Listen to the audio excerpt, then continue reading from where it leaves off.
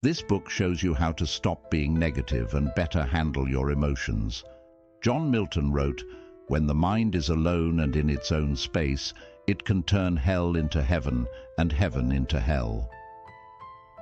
During our lives, we all feel a lot of different emotions. I had to say that I went through ups and downs while writing this book. Initially, the thought of giving people a guide to help them understand their emotions made me very happy and excited. As people learned to handle their emotions, I imagined how their lives would change. The drive was strong, and I couldn't help but think about how great the book would be. When it was time to write the book, the joy quickly faded after the original thrill. I had great ideas in my head, but they didn't seem interesting anymore. My work was dull, and I didn't think I had anything important or useful to say. Every day it got harder for me to sit at my desk and write. I began to lose faith in myself. I shouldn't have written a book about emotions if I couldn't even control my own. What a twist. I thought about giving up. There are already a lot of books about this subject, so why add another? At the same time, I saw that this book was a great way for me to deal with my own feelings. Who doesn't feel bad emotions every once in a while? Don't we all have highs and lows? What we do with our lows is very important. Are we increasing our emotions to get better? Do they teach us something, or do we just beat ourselves up over them? Let's discuss your emotions right now. The first thing I want to know is how you feel right now. The first step toward mastering your emotions is understanding how you feel. Your emotions may have been lost because you've been thinking about yourself so much. You might have said something like, "I think this book could be useful," or "I really think I could learn something from this book." But these answers don't show how you really feel. You just feel. You don't think or say anything about how you feel. Not because you don't think this book could be useful, but because you think it could be useful, which makes you excited to read it. Your feelings show up as real reactions in your body, not as thoughts in your head. We don't want to talk about our emotions, which may be why the word feel is overused or abused so frequently. How do you feel now? Why is talking about emotions important? The good or bad of your life depends on how you feel. Emotions have the power to either make or break your life. That's why these things are some of the most important ones to pay attention to. Your emotions shape everything you do. Everything looks, feels, or tastes better when you're happy. You also have better thinking, more energy, and it seems like there are endless opportunities. On the other hand, when you're sad, everything seems dull, you don't have much energy, and you lose motivation. Your mind and body are stuck in a place you don't want to be, and the future doesn't look good. Your emotions can also help you find your way. They can let you know when something is wrong and help you fix it. They may be some of the most powerful tools you have for personal growth because of this. Parents and schools didn't teach you how emotions work or how to control them, which is a shame. It's funny that your mind doesn't come with a how-to guide, but almost everything else does. No one has ever given you a guidebook on how to better control your emotions and understand how your mind works, have they? Not yet. So little did I believe there was one until now. This book is like a how-to guide that your parents should have given you when you were born. It's the set of instructions you should have gotten at school.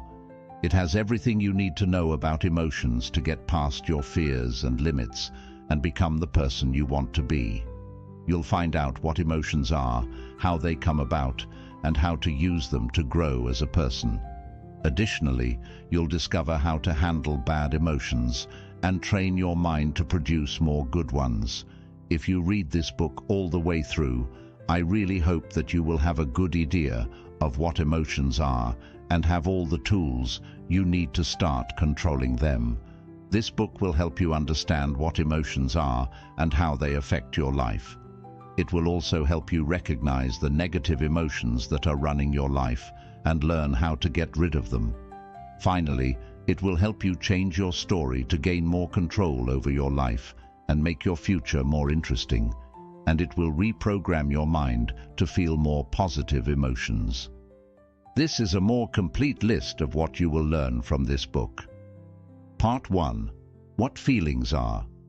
We'll talk about what emotions are in Part 1. You'll find out why you naturally think about bad things and what you can do to stop this. The impact of your views on your emotions will also be revealed. Finally, you'll understand how and why bad emotions are so tricky. Part 2. Things that make you feel bad. We'll talk about the things that directly affect your emotions in Part 2. The parts of your life that affect your emotions are broken down into 4 groups: your body, your thoughts, your words, and your sleep. The third part is about how emotions are made. You'll learn how emotions are made in Part 3. In addition, you will learn how to train your mind to feel better emotions. Part 4. Using your feelings to grow as a person. How to use your emotions for personal development will be covered in Part 4. You will learn how emotions like fear and sadness work and why you feel them. After that, you'll learn how to use them to get bigger. Allow us to begin. Follow these steps to use this book. Please read this whole book at least once. After that, I want you to go back to the book and focus on the parts you want to learn more about. Even though I put a lot of different tasks in this book, I don't expect you to do them all. I want you to choose some and use them in your life. Do not forget that how useful this book is to you will depend on how much time and work you are willing to put into it. Tell your family and friends about this book if you think it could help them in any way. I think it would be good for all of us to learn more about emotions because they are complicated. Part 1. What feelings are. Chapter 1. A tendency to see things as bad. 1. How your way of surviving affects your feelings. Why people are more likely to be negative. Your brain is built to help you stay alive, which is why you can read this book right now. If you think about it, the chance that you would be born was very small. All the generations that came before you had to live long enough to have children for this miracle to happen. They must have been close to death hundreds or even thousands of times as they tried to stay alive and have children. Luckily, you probably don't have to deal with death every day like your ancestors did. Life has never been better in many parts of the world. Still, the way you stay alive hasn't changed much. Your brain is still scanning the world around you for possible dangers. Some parts of your brain are no longer useful in many ways. Your brain still gives a lot more weight to bad events than to good ones, even if you're not about to be eaten by an animal right now. One example of a bias toward negativity is the fear of being turned down. In the past, being kicked out of your group would make it much less likely that you would survive. Because of this, you learned to look for any sign of being turned down, and your brain became programmed to do this. These days, being turned down doesn't usually have much of an effect on your long-term survival. Everyone could hate you, but you could still have a job, a place to live, and plenty of food. Even so, your brain is still set up to see rejection as a threat to your life. This is why being turned down hurts so much. The mental pain is there, even though you know that most rejections aren't that big of a deal. You might even make up a whole story about what your mind says if you pay attention to it. You might think you're not good enough to be loved and think about being turned down for days or weeks. It could even make you sad after being turned down. One complaint can often be more important than hundreds of good ones. Because of this, an author who has 55 five-star reviews is likely to feel terrible when they get one one-star review. The author knows that the one-star review doesn't mean she'll die, but her writing brain doesn't. The poor review is probably seen as an attack on her ego, which makes her feel bad. Fear of being turned down can also make you make things more important than they are. If your boss criticized you at work, your brain might see it as a threat. Now you might be thinking, What if I get fired? What if I can't find a job quickly enough? What about my kids? What if I can't see them again? You are lucky to have such a good way to stay alive, but it is your job to tell the difference between real and imagined threats. If you don't, you'll be in pain and fear for no reason, which will lower the quality of your life. You need to change the way you think in order to get rid of this tendency toward negativity.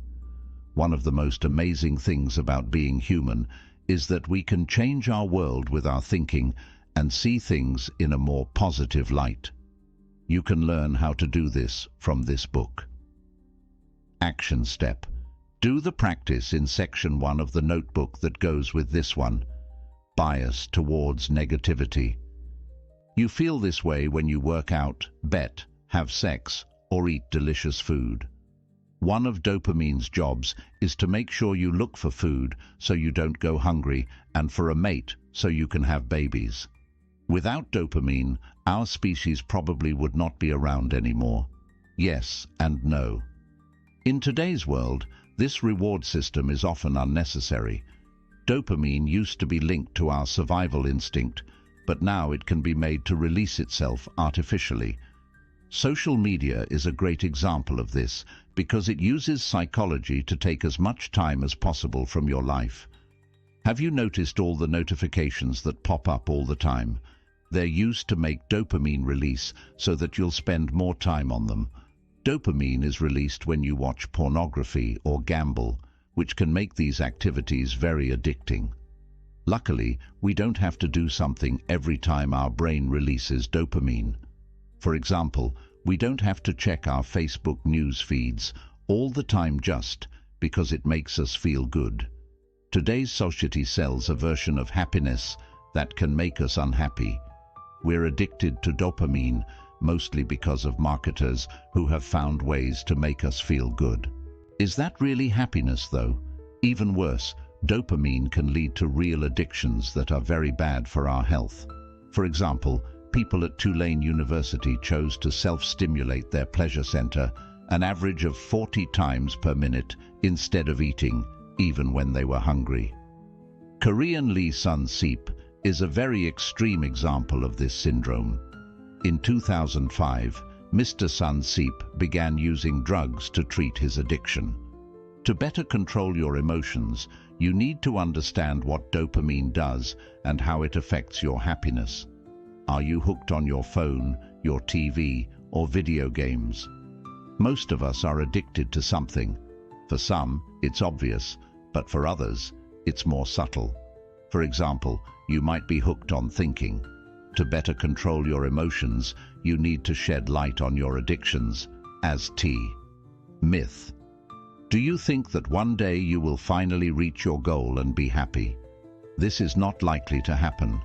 You may, and I hope you will, reach your goal, but you won't live happily ever after. This is just another trick your mind plays on you. Your mind quickly adjusts to new situations. This is probably because it's in our nature to adapt in order to survive and reproduce. This is also probably why the new car, or what hedonic adaptation is. I want to tell you about an interesting study that might change the way you think about happiness. It was done in 1978 on lottery winners and paraplegics, and it really opened my eyes to how winning the lottery or becoming paralyzed affected happiness.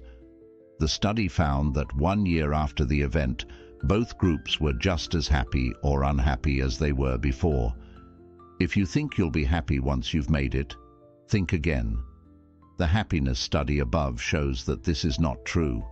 No matter what happens, you'll go back to your set level of happiness once you've adjusted to it. Sounds funny. In the long run, external events don't have much of an effect on your level of happiness.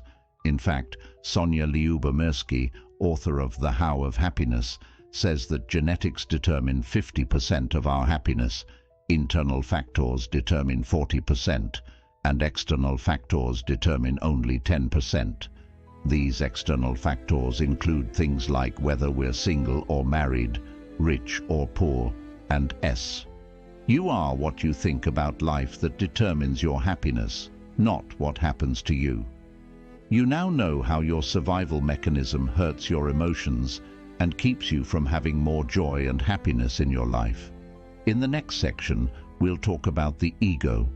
In the first section, you'll learn what emotions are. In the second, you'll learn about happiness. And in the third, you'll learn about the ego. You're not just affected by your survival strategy when it comes to your emotions. Your ego also has a big impact on how you feel. If you want to have more control over your emotions, you need to understand what your ego is and how it works. People often say, "He has a big ego," which means that person has a strong ego. Pride is a part of ego, but it's not the only part. You can be controlled by your ego even if you don't show any pride or seem humble. So, what is the ego? The ego is the identity you've built for yourself over the course of your life. How did you create this identity? Simply put, your thoughts created it. As a mind-created identity, it doesn't exist in the real world. Things that happen to you don't have meaning on their own. You give them meaning through how you interpret them. You also accept things about yourself because other people told you to. Attachment makes you believe things, and those beliefs make you feel certain emotions. For example, you might get angry when someone criticizes your religion or political beliefs. Keep in mind that we'll use the words ego, story, and identity interchangeably throughout this book. How well you understand how your ego works depends on how self-aware you are. People with the lowest level of consciousness are slaves to their egos because they don't even know they have them.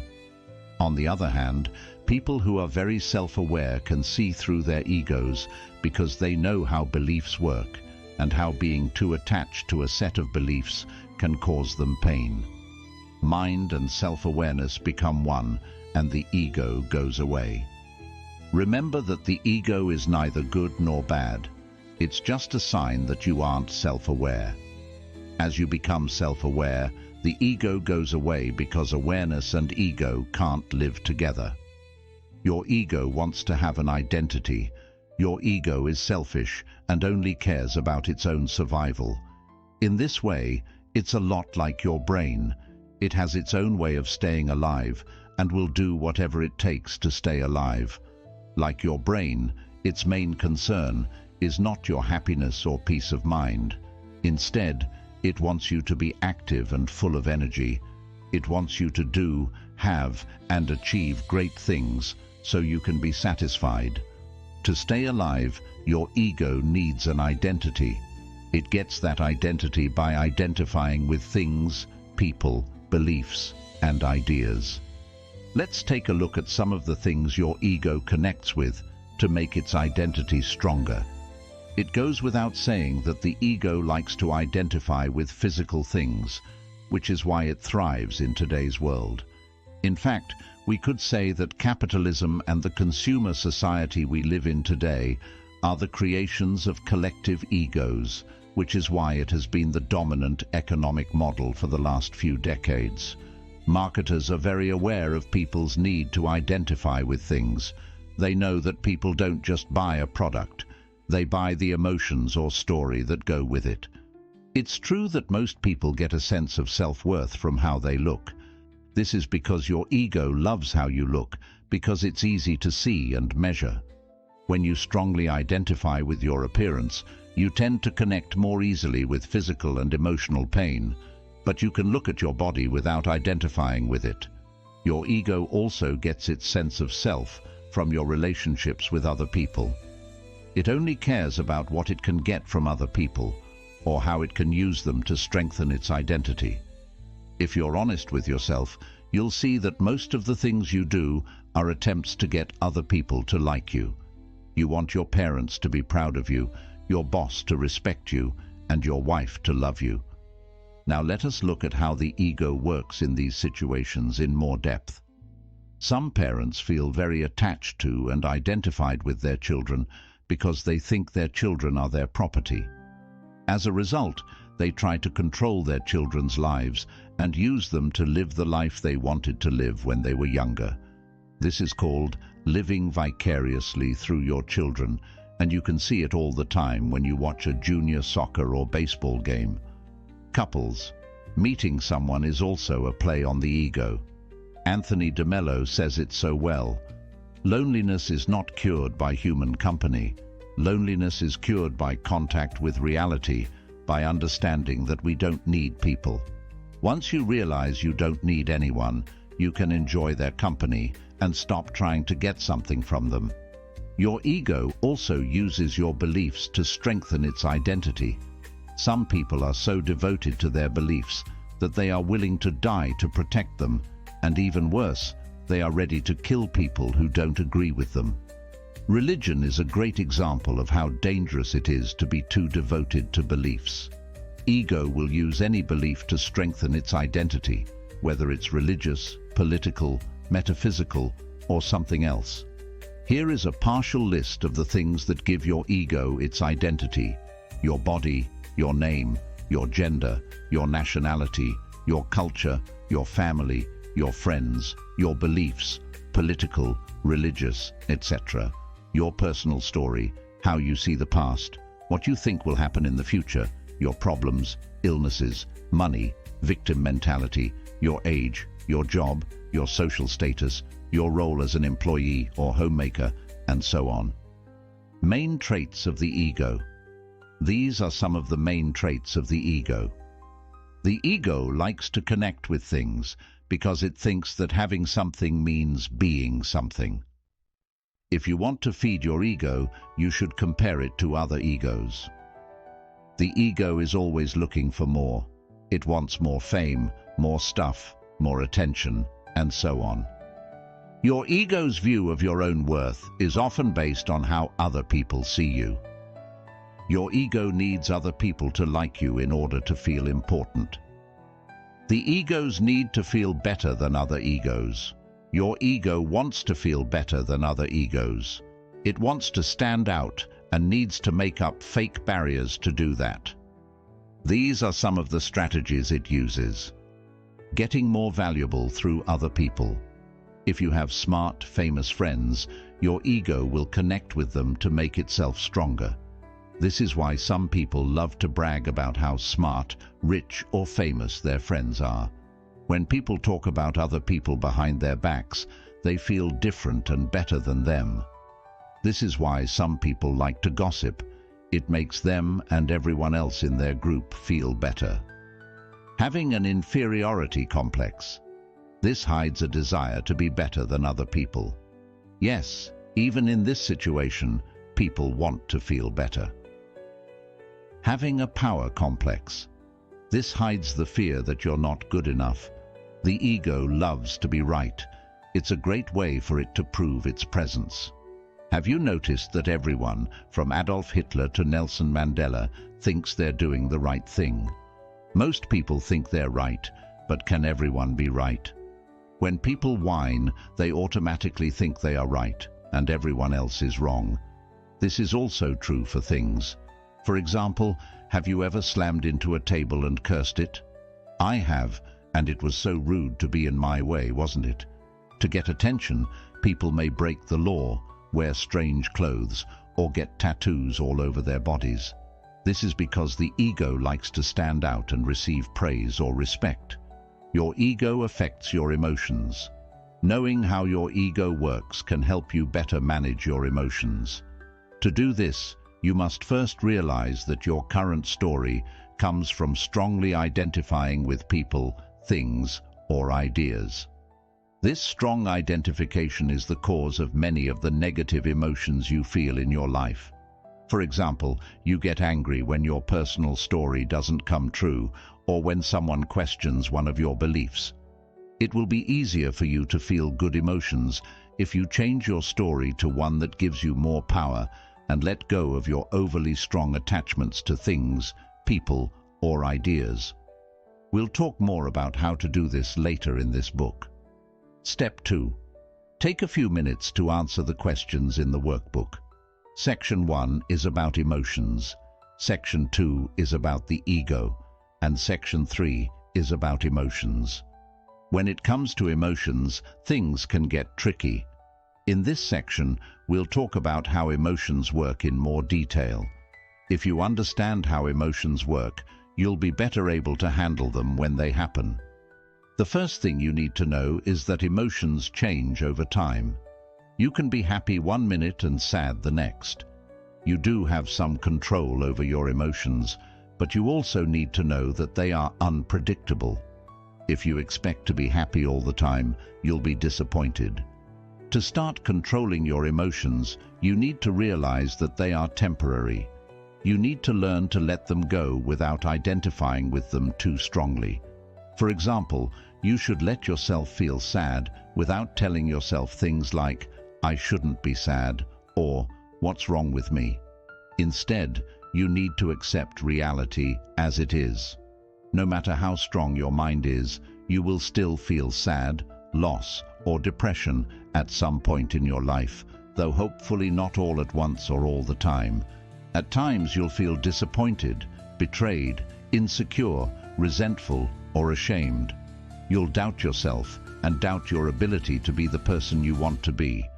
But that's okay, because emotions come, but more importantly, they go.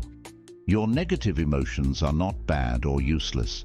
You may blame yourself for experiencing negative emotions, or perhaps see yourself as mentally weak. You may even believe something is wrong with you. However, despite what your inner voice may say, your emotions aren't bad. Emotions are simply emotions, nothing more.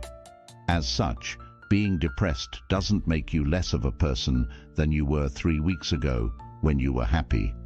Feeling sad now doesn't mean you'll never be able to laugh again. Remember this: the way you interpret emotions, as well as the blame game you engage in, creates suffering, not the emotions themselves. In fact, negative emotions can actually be helpful. Sometimes you need to touch rock bottom before you can reach the top. Even the toughest people on earth become depressed. Elon Musk never imagined he would have a mental breakdown, but he did, and he bounced back. After losing his fiancée, Abraham Lincoln was depressed for months. This tragic event didn't prevent him from becoming President of the United States. Negative emotions often serve a purpose. They may serve as a wake-up call, help you learn something positive about yourself, or lead to personal growth.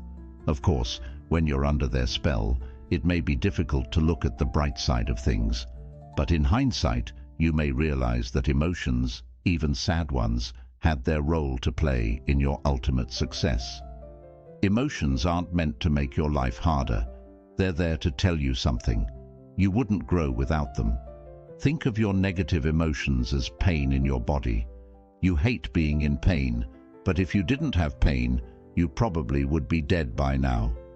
Pain is a strong signal that something is wrong, pushing you to do something. That something could be seeing a doctor, which may lead to a better life. Emotions are temporary. No matter how sad, angry, or horrible you feel right now, it will pass. Think about some of the bad feelings you've had in the past. Remember the worst times in your life. During those times, you were probably so caught up in your emotions that you thought you'd never be able to get away from them or be happy again. But even those times will pass. The trickiness of emotions. Have you ever felt like you'll never be happy again? Have you ever been so attached to your emotions that you thought they'll never go away? Don't worry, it's a common feeling. Negative emotions act as a filter that taints the quality of your experiences. During a negative episode, every experience is perceived through this filter. While the world outside may remain the same, you will experience it in a completely different way based on how you feel. For instance, when you're depressed, you don't enjoy the food you eat, the movie you see, or the activities in which you engage. You only see the negative side of things, feeling trapped and powerless. On the other hand, when you're in a positive mood, everything in life appears better. Food tastes great, you're naturally friendlier, and you enjoy all the activities you partake in. You may now believe that, armed with the knowledge you have gained from this book, You can take control of your emotions and live a more fulfilling life. There is no way you can never be unhappy again. You will always feel sad, angry, frustrated, or depressed. But hopefully each time you'll remember that this too shall pass. But I have to admit that my emotions can fool me. I know I'm not my emotions, but I still give them too much credit and forget that they are only temporary visitors.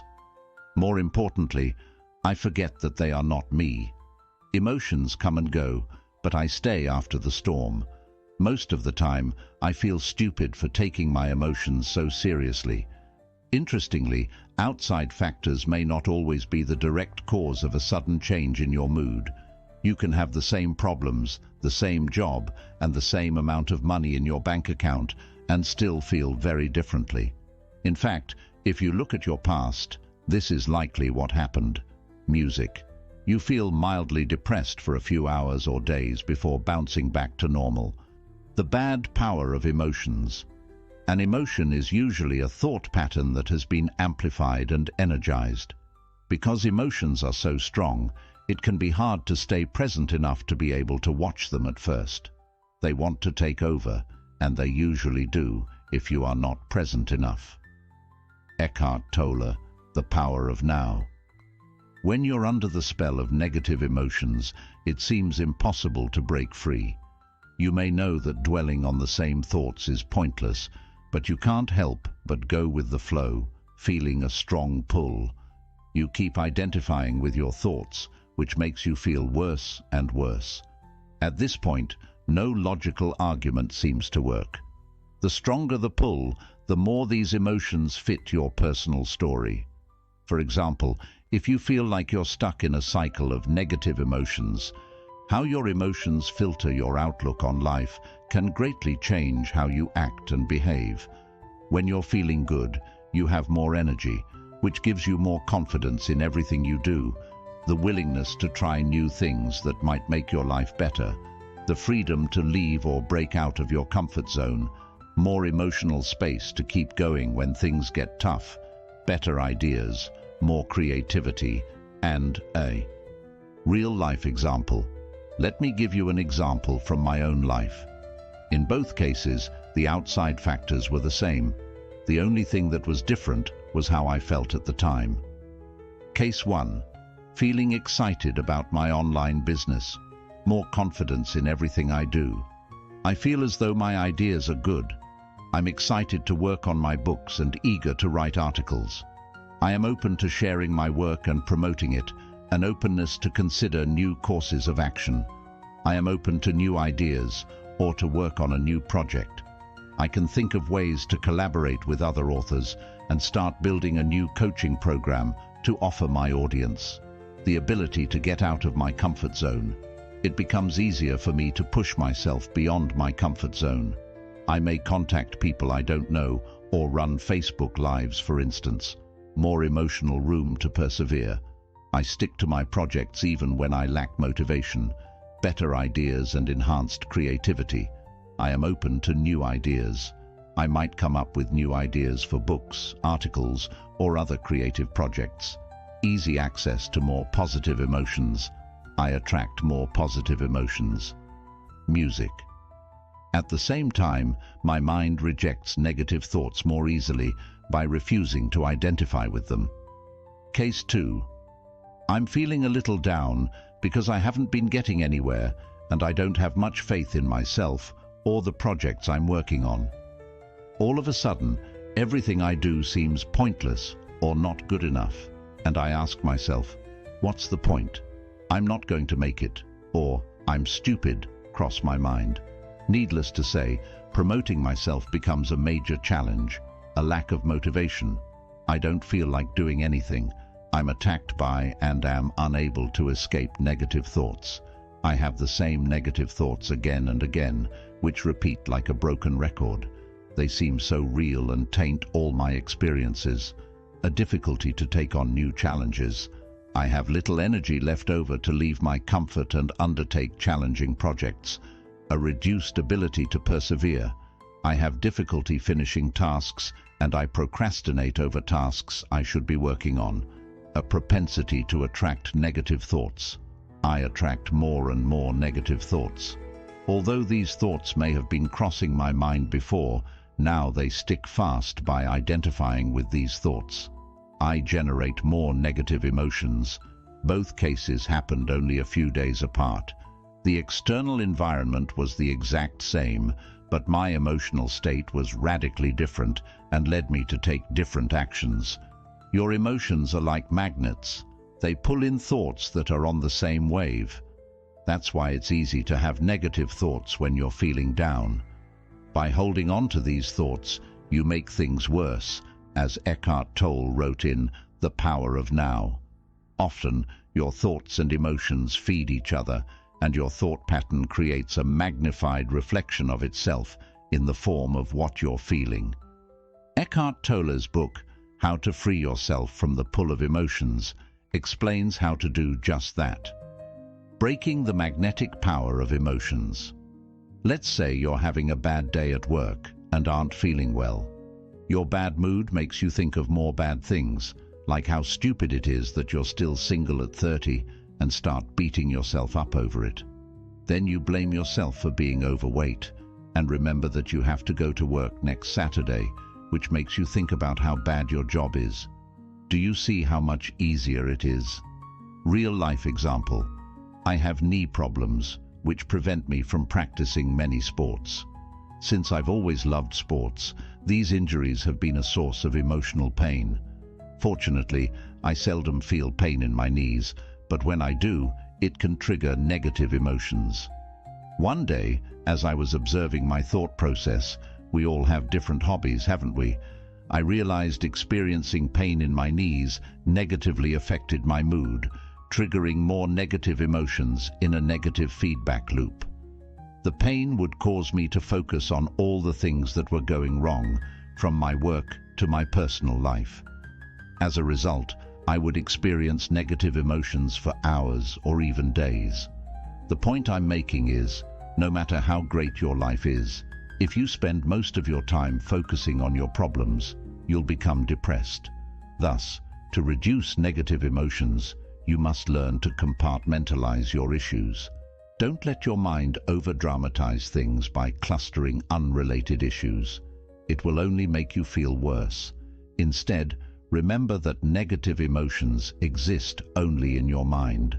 Taken separately, most of your issues aren't such a big deal, and there is no rule that says you have to solve them all at once. Beginning to pay attention to your emotions, write down your bad feelings, and study what makes them happen will help you find patterns. For example, if you were sad for 2 days, ask yourself, what made me feel that way? What kept me going during those 2 days? What story was I telling myself? How and why did I get out of my slump? What can I learn from this experience? The answers to these questions will be very helpful. We've already seen that you attract thoughts that are in sync with your emotional state. The opposite is also true. You can't attract thoughts that aren't in sync with how you feel at any given time. For example, if you try to think positive thoughts when you're sad, your mind won't be open to them. Your emotional set point. Have you ever been told to feel better when you were sad or angry?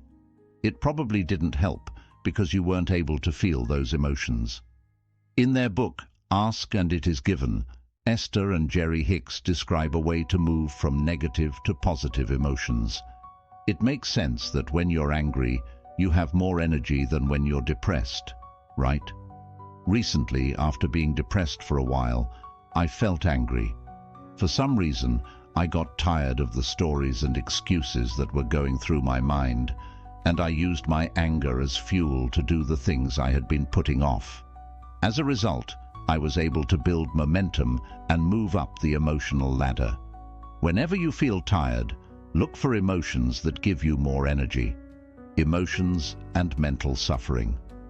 Did you know you create a lot of unnecessary pain in your life each time you lock onto a thought or hold on to an emotion? You suffer. A great example of this is how you react to physical pain. Whenever you feel pain, your first reaction is to interpret it. When you do so, you generate negative thoughts. Your identification with these thoughts is what creates mental suffering. Below are some of the thoughts that may cross your mind in these situations. What if this pain never goes away? What if I can't do X, Y, Z anymore because of the pain? What if it gets worse? What if I need to undergo surgery? What if I can't go to work? I have an important project I must finish on time with this pain. Today is going to be challenging. I don't have money. How will I pay hospital bills if things get worse? This internal dialogue creates suffering, but does nothing to help solve the problem. You can still function properly and take appropriate actions without dwelling on any of the above worries. Negative emotions are not the problem. The mental suffering you create out of these emotions is. Another example of mental suffering is procrastination.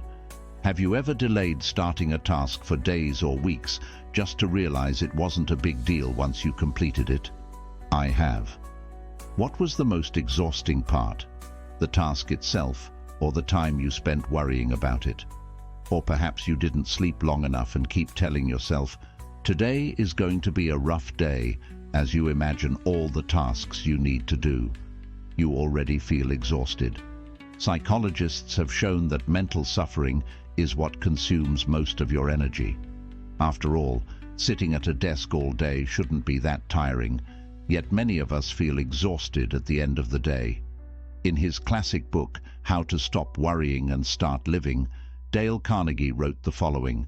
One of America's most distinguished psychiatrists, Dr. Brill, goes even further. He declares, 100% of the fatigue of the sedentary worker in good health is due to psychological factors. Dale Carnegie. People cause themselves a lot of pain. As you read this book, you'll see how silly this is. You'll see people dwelling on a past they can't change. You'll see family and friends worrying about a future they can't see. You'll see people having the same thoughts over and over, going around in circles trying to solve a problem that only exists in their minds. For thousands of years, mystics have told us that. To stop this mental pain, we need to stop interpreting our emotions in a way that is negative and defeating. Why problems don't exist. To take it a step further and look at why problems don't exist in reality, we can say that problems don't exist. Here's why. What you don't focus on doesn't exist. A problem only exists when you pay attention to it. What you don't think about doesn't exist from your mind's point of view. A problem only exists in time. A problem can only exist in the past or in the future. And where do the past and future exist? In your mind. Steps to take. Use the worksheets to learn more about how emotions work. Part 1. What emotions are for, what emotions are, and how they work. Part 2. What makes you feel that way? GIGO stands for garbage in, garbage out. If you do bad things, say bad things, and think bad things, the waste will make you sick. On the other hand, if you do good things, say good things, and think good things, the result will be good. Emotions are complicated, and many things can affect how you feel. In this part, we'll talk about some of the things that can vary your emotions. Pull-up shorts. The good news is that you can control some of your emotions. If we leave out automatic emotional responses that come from trying to stay alive, then most of your emotions are made by you. They come from how you see thoughts or events as problems. Later in the game, though, these aren't the only things that can change your emotions. Your body, your voice, the food you eat, and how much sleep you get can also change your emotions and, by extension, your life. Let's look at how each of these things changes your emotions. 4. How sleep changes your mood. What kind of sleep you get and how much of it you get affects your mood. You've probably felt grumpy, unable to focus, or tired when you didn't get enough sleep. You may have also had trouble dealing with negative emotions. Lack of sleep can affect mood in many different ways. According to a study of people with anxiety or depression, most of them said they got less than 6 hours of sleep each night. Not getting enough sleep also raises the risk of death. Researchers at the non-profit organization RAND Europe found that people who slept less than 6 hours a night had a 13% higher risk of death than people who slept between 7 and 9 hours. The same study also found that lack of sleep cost the US economy an estimated $411 billion a year. Interestingly, not getting enough sleep also seems to make it harder to enjoy good things in life. How to sleep better? You can get better sleep in a lot of different ways. Here are a few. Make sure your bedroom is completely dark. Studies have shown that when our bedrooms are darker, we sleep better. If your room isn't completely dark, what can you do to make it darker? You could buy a sleep mask or curtains that block out more light. Avoid using electronic devices. This applies to smartphones, tablets, televisions, and the like. According to sleepfoundation.org, studies have shown that even our small electronic devices emit sufficient light to mislead the brain and promote wakefulness. As adults, we are subject to these influences, and our children are particularly susceptible. A 2014 study published in PNAS showed that melatonin, a chemical that helps regulate sleep patterns, was reduced by 50% in participants who read with electronic devices rather than books. These participants took about 10 minutes longer to fall asleep and lost 10 minutes of deep sleep, also known as REM. Participants also reported feeling less alert in the morning. If your device has a night setting for nighttime use, it may still have a negative impact on your sleep, but just test the night setting and see if it makes a difference to your sleep patterns. If you absolutely have to use electronic devices at night, consider wearing glasses that block the blue light they emit. It's best to put the glasses on a few hours before you go to bed. Calm your mind. If you're like me, you may have a lot of thoughts going through your head when it's time to sleep. I get excited about new ideas or things I want to do, which makes me feel like I could have done so much during the day, which makes it hard for me to sleep. I found that turning off electronics before bed and listening to relaxing music really helped. It's best not to drink too much water 2 hours before bed. This is a no-brainer, but it's still worth mentioning. If you have to go to the bathroom in the middle of the night, it will hurt your sleep, which will likely make you more tired the next day. Have a routine in the evening. This will help you fall asleep faster. Try going to bed at the same time every night, even on the weekends. If you like to stay up late on the weekends, this might be hard, but I think you should give it a shot and see how it goes. Having a routine in the evening will also help you stick to your morning routine. This will make it easier to wake up every day at the same time without feeling tired. Take some of the above suggestions into account if you have trouble sleeping. The best advice I can give you is to keep trying new things until you find what works best for you. 5. Changing your feelings with your body. An American psychologist named Amy Cuddy said, "Our bodies change our minds change our behavior, and our behavior changes our outcomes." Body posture and body language.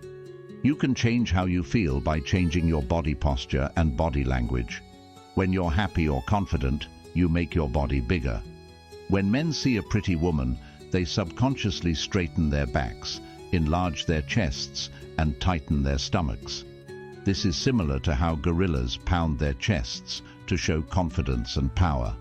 In one of her studies, Amy Cuddy, a social psychologist at Harvard Business School, found that people who assumed a high power pose for just 2 minutes showed traits similar to those of confident and powerful people. More specifically, she saw that after 2 minutes of holding a high power pose, testosterone levels rose by 25%, Cortisol levels dropped by 10% and risk tolerance rose. After 2 minutes of holding a low power pose, testosterone levels dropped by 10%, cortisol levels rose by 15%, and risk tolerance fell. Only 60% of those who held the low power pose chose to play a game of chance. In his book, Constructive Living, David K. Reynolds wrote about how he changed his identity to become his alter ego, David Kent, and created a depressed and suicidal patient. His goal was to get into different psychiatric facilities as an anonymous patient to see how they worked from the inside. It's important to note that he wasn't pretending to be depressed. He was actually depressed. Psychological tests proved it. Here's how he did it. Sitting slouched in a chair. There is no one who can help. It's not possible. I have no power. I give up. Shake your head, sigh, or cry. Just act sad, and you'll eventually feel sad too. David K. Reynolds, Constructive Living. Michael Otto, a professor of psychology at Boston University, says that exercising has big benefits. Not exercising when you're feeling bad is like not taking an aspirin when your head hurts. When it was time for David Kent to bring David K. Reynolds back to life, what do you think he needed to do? He needed to change his body position, which is easy to say, but hard to do when you're clinically depressed. Of course, he knew that better than anyone else. David Kent's story shows that regular exercising improves not only your physical well-being, but also your mood. Studies have shown that exercising can treat mild to moderate depression as effectively as antidepressants. In one study, James Blumenthal, a clinical psychologist at Duke University, assigned sedentary adults with major depressive disorders to one of 4 groups: supervised exercise, home-based exercise, antidepressant therapy, or a placebo pill. After 4 months, Blumenthal found that patients in the exercise and antidepressant group had the highest rates of remission. In his conclusions, he stated that exercise has more or less the same effect as antidepressants. When he followed up with the same patients a year later, Blumenthal discovered that people who were still exercising regularly had lower depression scores than people who only exercised sporadically. Exercise seems to not only help treat depression, but also to prevent relapse. So when it comes to mastering your emotions, make sure exercising is part of your toolbox. Fortunately, you don't have to run 10 miles a day to reap the benefits of exercise. Simply walking for 30 minutes 5 days a week can work wonders, according to research published in PLOS Medicine. 2.5 hours of moderate exercise a week could add 3.25 years to your lifespan. Another study of 5,000 people in Denmark showed that individuals who exercised regularly lived 5 to 7 years longer than their sedentary counterparts. As for the benefits of exercising on your mood, they are both immediate and long-term. Professor of Psychology Michael Otto says you usually derive a mood enhancement effect within 5 minutes of partaking in moderate exercise, and as we've just seen, exercising regularly improves your long-term mental health and can be as effective as antidepressants. What about you? What are you going to do to make your physical and mental health better? Ralph Waldo Emerson, an essayist and poet, once said, "You become what you think about all day long." The advantages of meditation. In Buddhism, the mind is often called the monkey mind because Buddhists think that human thoughts are like a monkey swinging through trees non-stop. Meditation helps tame the monkey and cure restlessness. The benefits of visualization. Did you know that your subconscious mind can't tell the difference between real and fake experiences? This means that you can trick your mind by simulating experiences you want to have. The more details you include in your visualization, the more your brain will believe the experience is real. You can train your mind to feel more positive emotions by using visualization to create gratitude, excitement, or joy. It's possible for your words to have a bigger effect on your emotions than you think. This is because your emotions, thoughts, and words are all connected and affect each other. For example, when you don't feel confident, you use words like, "I'll try," "I hope," and "I wish." On the other hand, using certain words can make you feel less confident. This also means that you can boost your confidence by using words like "I." Do not use words like would, could, should, might, try, hope, wish, maybe, perhaps, if everything is okay, if everything goes well.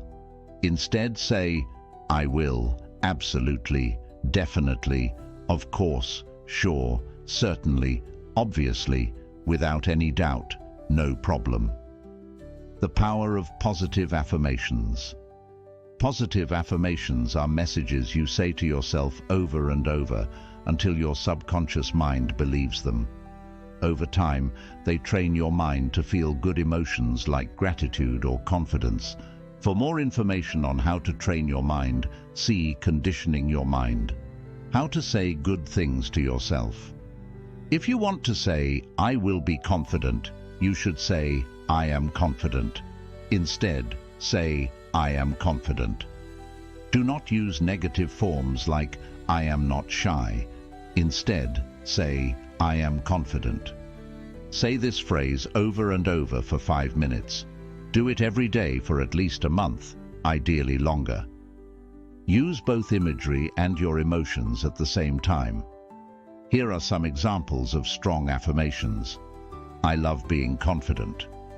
I am independent of the good or bad opinions of others. I am beneath no one, and no one is beneath me. You can say "I love you" with your name added while looking at yourself in the mirror, like this. I love you, your name. Do this every day for 5 minutes. Think of words that show a lack of commitment, confidence, or assertiveness. Before you send an email, go over it and replace words like "I'll try," "I should," "I hope," etc. with "I will" or something equally assertive. For the next 3 weeks, challenge yourself not to use words that show a lack of confidence.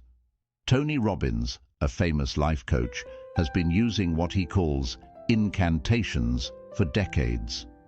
Before meeting a client or giving a seminar, he uses his body and certain phrases to get himself in the right frame of mind and reach a state of absolute certainty. When you say your affirmations, try using your body as well. Remember that both your words and your body touch your emotions. 8. How your breathing affects your emotions. You can go days without food or sleep, but you can't last more than a few minutes without oxygen. Some people don't know how to breathe properly, which means they don't get as much energy as they could and tire more easily than others. This lowers their mood and makes them more likely to feel bad emotions. There are several ways that good breathing can help you. Breathing more slowly can help you feel less anxious. Breathe-walk breathing slows down your breathing, which can help you feel less stressed and more aware. If you breathe 8 times a minute, you can feel very aware, see more clearly, be more sensitive to your body, and have your brain's 2 halves work together more efficiently. Breathing quickly, like in the breath of fire, can help you relax, stay awake, and have more energy, among other things. 9. How your surroundings affect your emotions. When I say environment, I mean everything that can have an impact on you. It could be the people you spend time with, the TV shows you watch, or the place where you live. For example, mean relatives or a messy desk can make you feel down. When I'm feeling down, cleaning my room, organizing my computer files, or decluttering my desk often makes me feel better. For more on how you can change your environment to change your emotions, see Changing Your Environment. 10. How music can make you feel. We all know music affects our mood. Who hasn't listened to Rocky's song while working out, for instance? Music can help you relax when you're tired, motivate you when you're in a slump, persevere when you're at the gym, help you access feelings of gratitude, and put you in a positive mood state. Some studies have shown that listening to positive music can help people boost their mood. In a study conducted in 2012, participants reported higher positive mood after listening to a positive song for just 12 minutes, 5 times over a 2-week period. Interestingly, it only worked with participants who were told to make an effort to boost their mood. Other participants didn't report such mood improvement. Another study conducted in 2014 showed that music can help reduce negative mood and boost self-esteem, as indicated below. Specifically, the most significant results of the music interventions on the psychological side can be identified in the aspects more closely related to mood, especially in the reduction of the depressive and anxieties component, and in the improvement of the emotional expression, communication, and interpersonal skills, self-esteem, and quality of life. Stratton and Zalanowski from Penn State University also looked into how music affects mood. They had their students keep music diaries for 2 weeks. Stratton found that not only did our sample of students report more positive emotions after listening to music, but their already positive emotions were boosted by listening to music. It was interesting that the type of music or the setting in which students listened to the music didn't affect their mood. You can take it a step further and use the power of music to condition your mind by making playlists that are specific to your emotional needs. Making playlists takes time, but it's well worth it. Christopher Berglund, a world-class endurance athlete and coach, uses music to help him stay motivated and do his best. In an article published in Psychology Today, he said, "As an athlete, I developed an ideal mindset.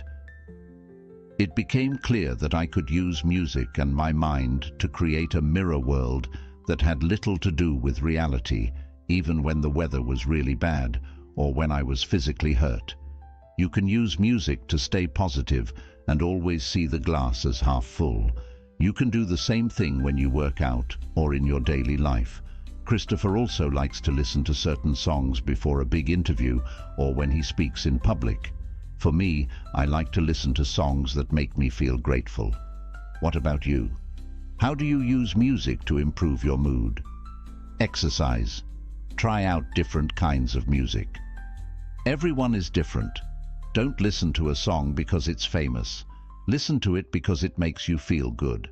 Everyone has their own musical tastes, and what counts is how you feel when you listen to music. Don't be afraid to try new things. Listen to different kinds of music and notice how they make you feel. Are they driven, happy, inspired, or calm? Action step. Use the paper to come up with new ways to better control your emotions. Start making songs for the moods you want to experience. Part 2. What makes you feel that way? Part 3. How to change how you feel.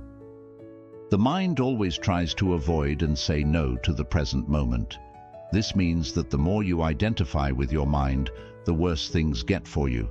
You could also say this: the more you can honor and accept the now, the more you are free of pain, suffering, and the egoic mind. Eckhart Tolle, The Power of Now. First, we'll talk about how emotions are formed. Then, we'll talk about the benefits of positive thinking and how to use it to train your mind. Finally, we'll talk about why positive thinking isn't enough and what else you can do to deal with negative emotions. In particular, you'll learn how to let go of your emotions, change your story, and 11. How feelings are created. When a thought emerges on the canvas of your mind, if you don't drop it, its pursuit will either take the form of a desire or an emotion, positive or negative. Om Yogi. Many people feel emotions all the time, but not many know how they came to be. We rarely stop to think about why we feel certain emotions and how they came to be. First, let's separate two types of bad emotions. 1. The first type is the bad emotions you feel without thinking about it. These are the emotions that keep you alive, like fear when our ancestors saw a saber-toothed tiger. 2. The second kind of bad emotions are the ones you make up by connecting with your thoughts. These emotions aren't always caused by outside events, but they sometimes are, and they tend to last longer than the first kind. How they work?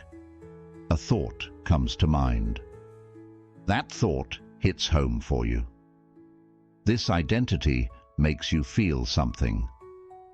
The feel-good emotion that goes along with that thought gets stronger until it becomes a core emotion. Here are a few examples. You have problems with money, and every time you think about it, you connect with those thoughts. This makes your worry about money worse. You got into a fight with your friend and broke up with him. You keep picturing the fight, so months have gone by and you still haven't called to make up with your friend. You feel bad about making a mistake at work and dwell on that thought over and over, which makes you feel even worse about not being good enough. Focusing on negative thoughts over and over again makes them stronger. For example, the more you think about your money problems, the easier it will be to have related thoughts in the future. Similarly, the more you think about your fight with your friend, the stronger your anger will get. Similarly, thinking about the mistake you made at work over and over again makes you feel bad about yourself and makes the situation worse. If you give your thoughts space, they will grow and become the main focus of your attention.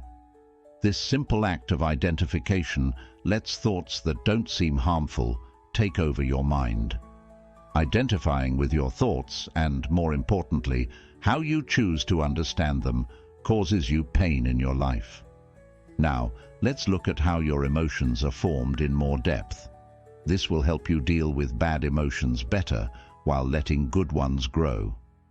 Interpretation, identification, and repetition all add up to a strong emotion. 1. Interpretation. This is when you use your own experience to make sense of a thought or event. 2. Identification. When you connect with a thought as it comes up, you are experiencing it. 3. Repetition. Thinking the same things over and over is called repetition.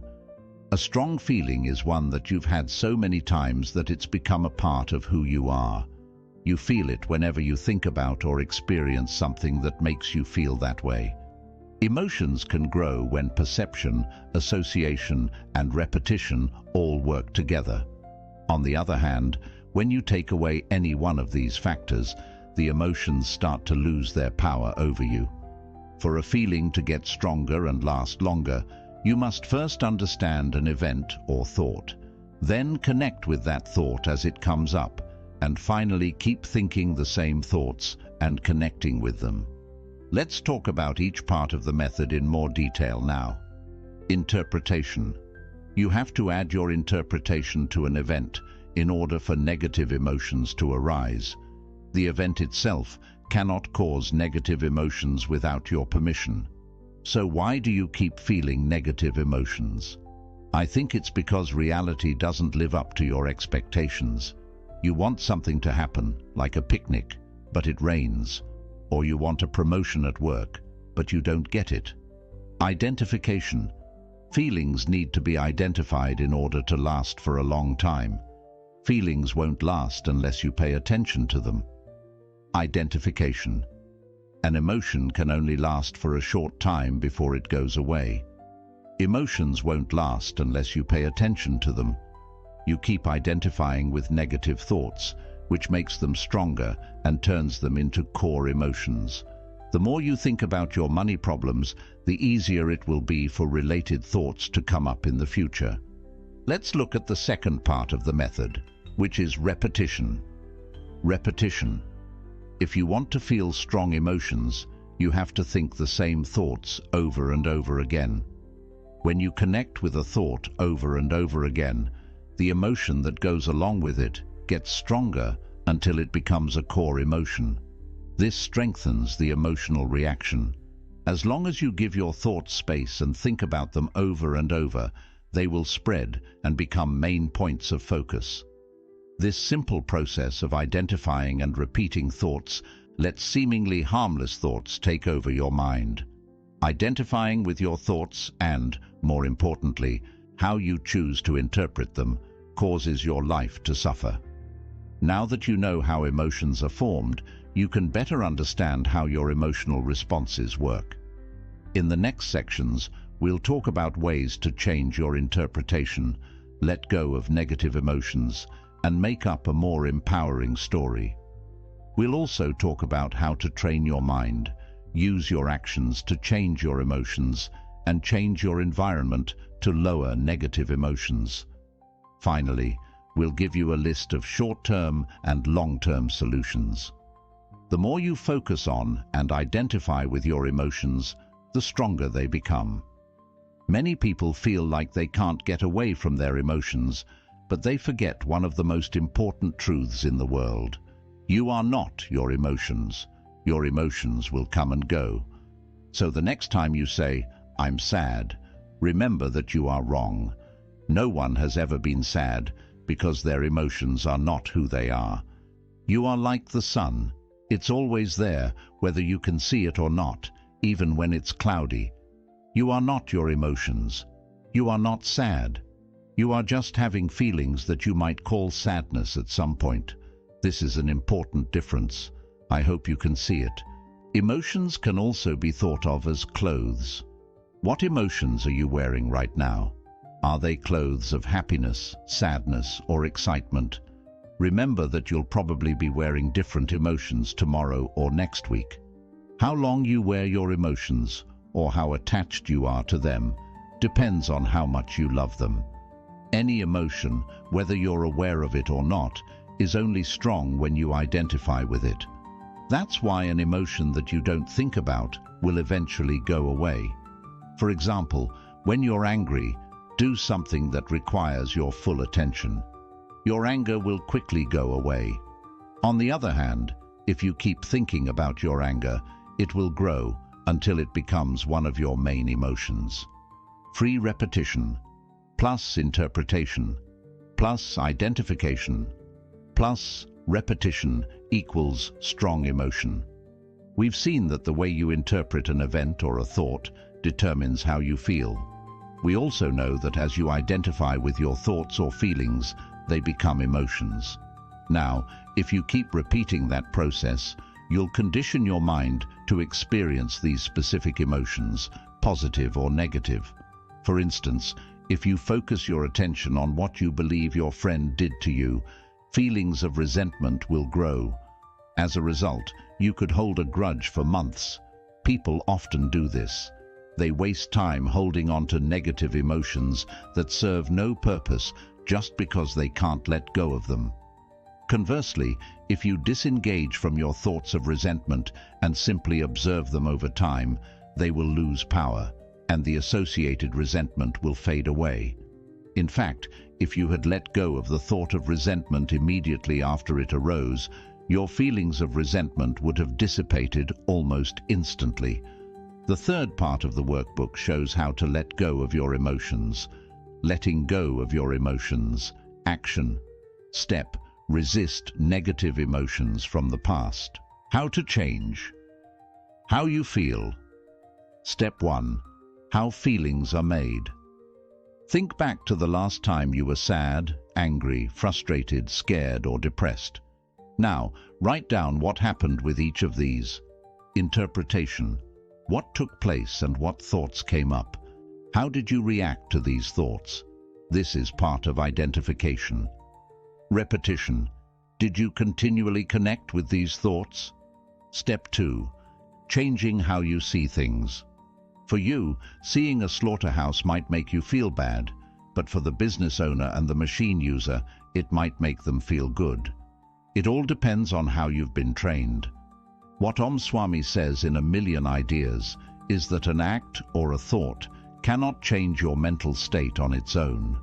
Your emotions come from how you choose to understand an event or thought. This is why two people can handle the same event in different ways. The first person will see a problem and blame outside forces, while the second person will see a chance to seize. One will get stuck and the other will get bigger. How you see things is closely connected to what you think about life in general. Because of this, it is important that we first look into the ideas that led to these views. Exploring your assumptions. You made some assumptions about how things should be in order to get into a certain mental state. These beliefs form your subjective world because you're sure they are true. You don't ask them anything. Below are some examples of beliefs you may have. Problems should be avoided. This is a problem. I should be in good health. I'm going to live until I'm 70 years old. I need to get married. It's okay to complain. There is nothing wrong with focusing on the past. I need to worry about the future. And now, let's look at each one of these assumptions. Problems should be avoided. Many people want to get rid of their problems, but what if you can't? And what if you don't need to? For sure, some people have better problems than others, but everybody has problems. What if the idea that you shouldn't have any problems is wrong? What if you need to learn how to dance in the rain and make the most of your problems? What if problems are just hurdles to be solved and part of life? This is a problem. What if this thing you describe as a problem is actually not a problem? What if it doesn't mean as much as you think? What if it's a chance in secret? And how could you make it so? I should be healthy. We tend to take our health for granted, but we cannot promise we won't get sick tomorrow. What if your health is a blessing and not necessarily the usual position? Wouldn't that make you think of your health in a different way? I'll live at least until I'm 70. You probably think you'll live a long life, but what if that's not the case? Isn't having a long life a blessing rather than something you should take for granted? Unfortunately, some people die young, but that's the way of life. People say he died too young, but is that correct? Isn't it more true to say that he just died, neither too young nor too old? I must get married. Maybe, maybe not. That's just your opinion, usually things society or your parents expect you to do. But it doesn't mean it has to be that way. These are often traditional rules or conditioned habits. Whining is normal. Most whining is a play of the ego and is not productive. It doesn't help you and doesn't change anything. The only thing it does is boost your ego and hurt people. Try to spend a full week without complaining and see what happens. There is nothing wrong with focusing on the past. You probably spend too much time dwelling on the past. Everybody does. But do you realize the past exists only in your mind? And do you realize you can't change it, no matter what you do? Learning from your past is important. Focusing on it isn't. I need to worry about the future. Worrying about the future is inevitable to a certain extent, but it doesn't help. Instead, you should do the best you can in the moment to avoid future problems. You don't need to have the perfect life to be happy. Happiness is a choice you need to make every day. You must practice it, since, as we've seen before, external things won't greatly affect your happiness. These are just some examples of beliefs you may hold. My aim here is to show you that your readings and the emotions produced from them are mainly the result of the beliefs you hold about the world. Thus, to experience more positive emotions, it is important you spend time updating your ideas and examining your readings. As we've already seen, you understand events based on your beliefs. Now, below are some questions to help you understand what I mean by interpretations. Do you think everything happens for a reason and accept it, or do you play the victim? Do you think brief failures are just steps that will lead you to success, or do you give up when you meet your first big setback? Do you try to change things that cannot be changed, or do you accept them? Do you believe you're here for a reason, or do you wander through life without any clear purpose? Do you believe problems are bad and should be avoided, or do you believe they are an important part of life? Remember, What separates people who live a happy life from people who are unhappy is often how they choose to understand their lives. Action step. Write down explanations of your emotions using the exercise part 3. Step 3. Changing your story. Write down 1 or 2 mental problems you currently have. Ask yourself, if I could get rid of some emotions, losing which ones would have the most positive effect on my life? Your interpretation of these issues. Ask yourself, what would I need to believe for my story to be true? New empowering interpretations that will help you deal with these issues. Ask yourself, what do I need to believe to avoid feeling these bad emotions? Step 4. Letting go of your emotions. Emotions are just emotions. They are not you, they are not facts, and you can let them go. Here's how. Emotions are energy in motion, but what happens when you keep the energy from moving? It accumulates. When you ignore your emotions, you stop the normal flow of energy. Sadly, nobody told you how to deal with your emotions, or even that both positive and negative emotions are a normal reality. Instead, they told you that your negative emotions should be controlled because they are bad. As a result, you may have been ignoring your emotions for years. By doing so, you let them sink deeper into your mind, allowing them to become part of your character. They have often become habits you may be unaware of. For instance, perhaps you feel you aren't good enough, or maybe you experience guilt on a daily basis. These are the effects of core ideas you formed over time by suppressing your emotions. Most of us have too much mental baggage and need to learn to let go of it. We need to clear our mind and get rid of the bad emotions, stopping us from living life to the best. The fact is, your mind is already designed to help you deal with life. Your mind ensures you don't accidentally forget to breathe, keeps your heart moving, and controls your body temperature, among millions of other things. It doesn't need extra ideas to work well, neither does it need to distort emotions. If you're like most people, you spend the majority of your time living in your head. As a result, you're generally out of touch with your emotions. To start letting go of your emotions, you must first become aware of them by becoming more in touch with your body and the way you feel. Below are a few simple steps you can take to start letting go of your emotions. 1. Notice your emotions with detachment. Whenever you experience a bad emotion, simply notice it with as much detachment. As you can see, that means getting in touch with your body. Realize that each thought or picture passing your mind isn't the feeling itself. It's only your understanding of it. Practice feeling how it feels. Try to find the feeling. Think of the way you would describe the feeling to someone else.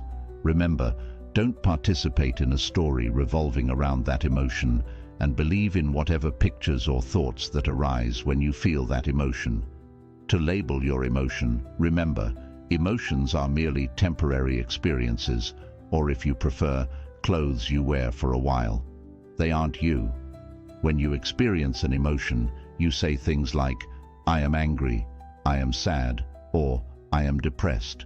Notice how you instantly identify with your emotions. However, this is factually incorrect. The emotions you experience have nothing to do with who you really are. If you were your depression, you'd be depressed all day long, every single second of your existence. Fortunately, that's not the case. Let's assume you feel sad. Rather than saying, I'm sad, a more accurate way to describe that emotion would be, I feel sad, or I experience a feeling of sadness. Music. Can you see how different it is from saying, I'm sad? It gives you more space to distance yourself from your emotions. The more you become aware of your emotions, the more you can label them and detach yourself from them, and the easier it will be to let go of these emotions. 3. Let go of your emotions. Too often, you over-identify with your emotions and cling to them for the following reasons. They're part of the story you're telling yourself. Sometimes you can't stop clinging to a story, even a disempowering one. Yes, you can become addicted to destructive stories, despite knowing they aren't helping you. You believe the emotions are you and feel a strong need to identify with them. You may fall into the trap of believing you are your emotions. As a result, you identify heavily with them, which creates suffering. Real-life example. I regularly felt that I wasn't good enough. As a result, I believed I should work harder. This belief led me to create lists of daily goals that were impossible to complete. Even when working from morning to night, I often fell short on my goals, which reinforced the belief that I wasn't good enough. By realizing this was just a story, I started letting go of this belief. After doing so, I noticed I was actually getting almost as much work done, but without the need to struggle and feel stressed out. I'm still working on that issue, but I gained tremendous value from this process. The challenging part was to let go of the attachment to my story. By letting go of the following: the belief that I'm not good enough and must work harder, the pride I feel from working harder than most people, the victim mentality that comes from working hard while not getting the results I want, the idea I'm somewhat special, the idea the world needs to be changed, and the need to control the outcome of my actions. As you can see, letting go of core emotions is not easy. They've become part of our identity, and we often derive twisted pleasure from them. We may even wonder who we will be without them. 4. A 5-step process to let go of emotions. In his book, The Sedona Method, Hale Dwoskin explains there are 3 different ways to release your emotions as they arise. You can: 1. Let them go. When you experience negative emotions, you can consciously choose to release them rather than repressing them or clinging to them. 2. Allow them to be here. You can allow them by acknowledging their existence without clinging to them. Or 3. You can freely welcome them. You can accept them and have a closer look at them to discover what the core of these emotions are. According to Hale Dwoskin, the first step in each case is to become aware of your emotions as they arise. He then introduces a 5-step process to let go of your emotions. Step 1. Focus on a certain emotion you would like to work on so you can feel better. This doesn't need to be a big emotion. It could be something as simple as not feeling like working on a specific task or being mildly annoyed about something. Step 2. Ask yourself one of the following questions. 1. Could I let this feeling go? 2. Could I allow this feeling to be here? 3. Could I welcome this feeling? Depending on which way you want to go, release, allow, or welcome, answer the corresponding question. Step 3. Then ask yourself, would I? 1. Would I let this feeling go? 2. Would I allow this feeling to be here? 3. Would I welcome this feeling? Answer yes or no to each question while being honest with yourself. Do you feel like you can let go, allow, welcome the emotion? Even if no, we'll help you let go of it. Step 4. Ask yourself, when? Your answer will be, now. You let go of that emotion immediately. Step 5. Repeat this process as many times as necessary for that particular feeling to disappear. You may be tempted to brush off this technique as overly simplistic and ineffective. Don't do that. Try it for yourself. Remember that you are not your emotions. That's precisely why practicing letting go of them will help you realize that universal truth. As you make a conscious choice to let go of your emotions, welcome them fully, or allow them to be, you'll gain a whole new understanding of how emotions work and how to release them. Action step. Use the exercises in the corresponding section of the workbook to start letting go of your emotions. Section 3. How emotions are formed. 3. Letting go of your emotions. Make a list of all the emotions you would like to let go of. Perhaps you feel as though you aren't good enough. Perhaps you struggle with procrastination and experience guilt and shame. Maybe you blame yourself for something you did in the past, or you worry about your future. Just write down whatever comes to your mind. Now, use the method mentioned above.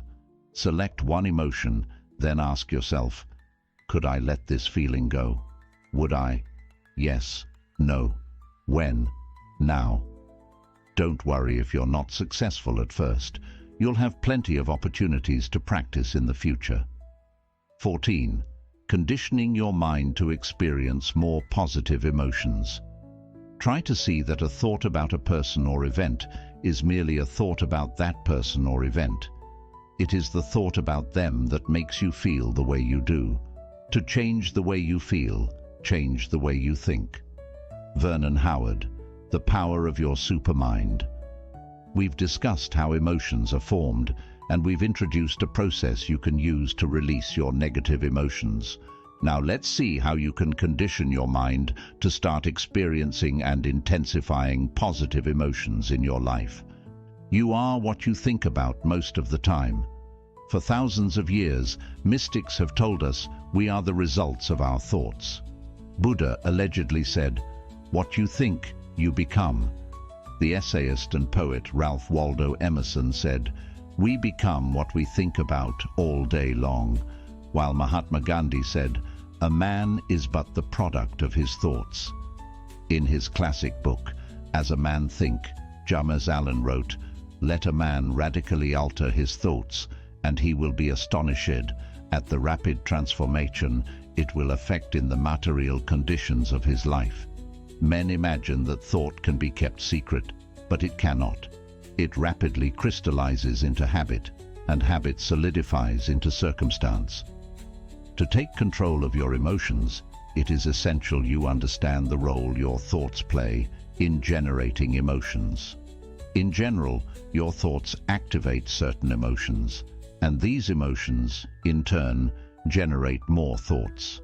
Thoughts and emotions then feed each other. For instance, if you believe the thought, "I'm not good enough," it will generate negative emotions such as shame or guilt. Conversely, when you feel ashamed for not being good enough, you'll attract more thoughts in line with that belief. You will focus on the things you believe you aren't good at, or remember and dwell on past failures. This, in turn, will strengthen your erroneous belief. Thoughts generate emotions, and emotions dictate your actions. If you feel you don't deserve a promotion, you won't ask for it. If you believe a man or woman is out of your league, you won't ask him or her out. In a nutshell, this is the way thoughts work. They generate emotions that dictate your actions and shape your reality. While this may not be obvious to you in the short term, in the long term, you'll realize your thoughts have a tremendous impact on your life. Thoughts and emotions determine your future. Humans possess a power no other living beings have, their imagination. We can use our thoughts to manifest things and turn the invisible into the visible. However, a thought in itself isn't enough to manifest things or circumstances. It must be fueled with an energy in the form of emotion, such as enthusiasm, excitement, passion, or happiness. For this reason, someone enthusiastic about his or her dream will achieve more than a pessimistic and unmotivated person.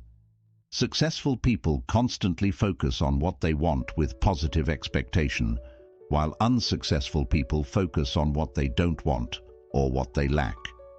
The latter are afraid of having a lack of money, talent, time, or any other resources they may need to achieve their goals.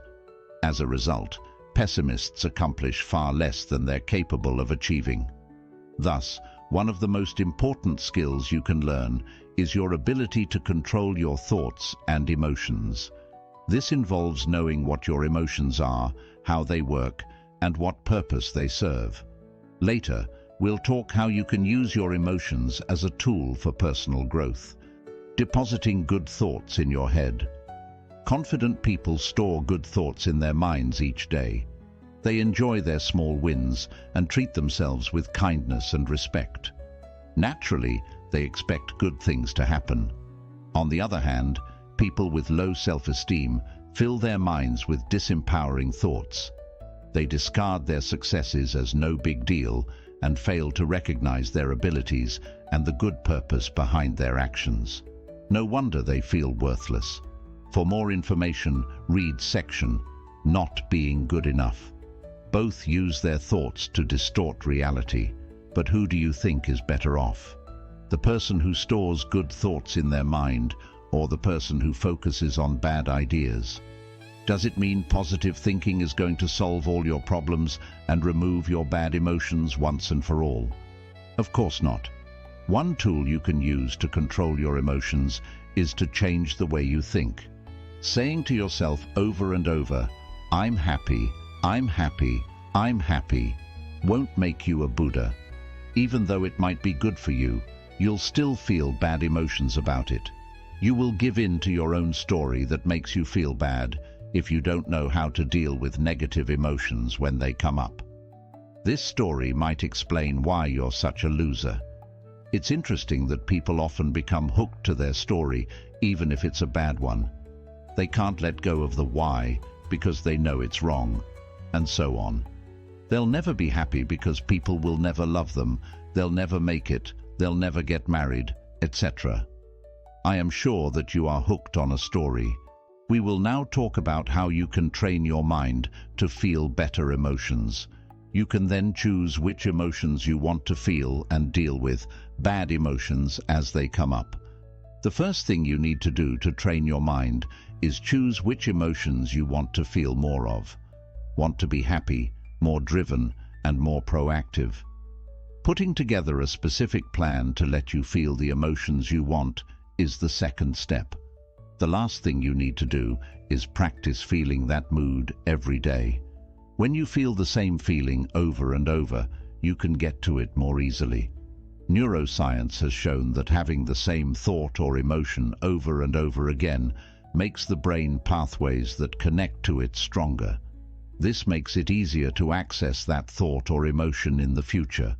To put it simply, it gets easier to feel a feeling the more you feel it. How you train every day comes into play here. You can train your mind to feel good emotions by using the method we talked about earlier. Interpretation plus identification plus repetition means strong emotion. In this case, this is how to use the formula. Interpretation. Think about or picture events or thoughts that you think are good. Identification. Feel the way you want to feel when you think about or experience these things. All the techniques we talked about in the part on what affects your emotions can help you do this. For example, you can use positive mantras and visualizing being happy. Repetition. Think the same things over and over and connect with them. It makes it easier for your mind to access the emotions that go along with it. If you want to feel a certain way, here are some habits that can help. 1. Gratitude. If you want to feel more grateful, do something kind every day. Think about what you're thankful for every morning. It will get easier to see the good in things as you practice. 2. Joy. Sometimes you lose your joy and feel stuck in the same old pattern, like you're going around in loops. Spend some time every morning picturing all the things you want to make you more excited. Get thrilled about these things. 3. Believe in yourself. If you want to have more faith in your ability to reach your goals, picture yourself having already done so and feel good about it. Work on feeling sure of yourself and make a mental commitment to your goal. 4. Self-esteem. To feel better about your own worth, write down the things you do every day. Every day, write down what you've done, no matter how small it seems. This trains your brain to look for more wins, which boosts your confidence over time. 5. Decisiveness. Use the 5-second rule to help you make better decisions. Every time you think of something to do, count down from 5 to 0 and do it before the number 0 shows up. This can help you stop putting things off and make you more determined. Common mistakes you should not make when training your mind. Trying to make too many changes at the same time. For about a month, only do 1 or 2 movements before moving on to others. Making things too big. Don't make it too big, and don't make the tasks too hard. Remember that it takes time to learn how to control your emotions. If you want to learn more about how to make a fun morning routine, please read my book, Wake Up Call, How to Take Control of Your Morning and Transform Your Life. Step 2. Pick out the emotions you want to feel more of by looking at the part in the workbook that goes with them. Part 15. Changing your feelings by altering how you act. Action seems to follow feeling, but really action and feeling go together, and by regulating the action, which is under the more direct control of the will, we can indirectly regulate the feeling, which is not. William James, a thinker and therapist. So far, we've seen that your body, mind, or words can move your emotions.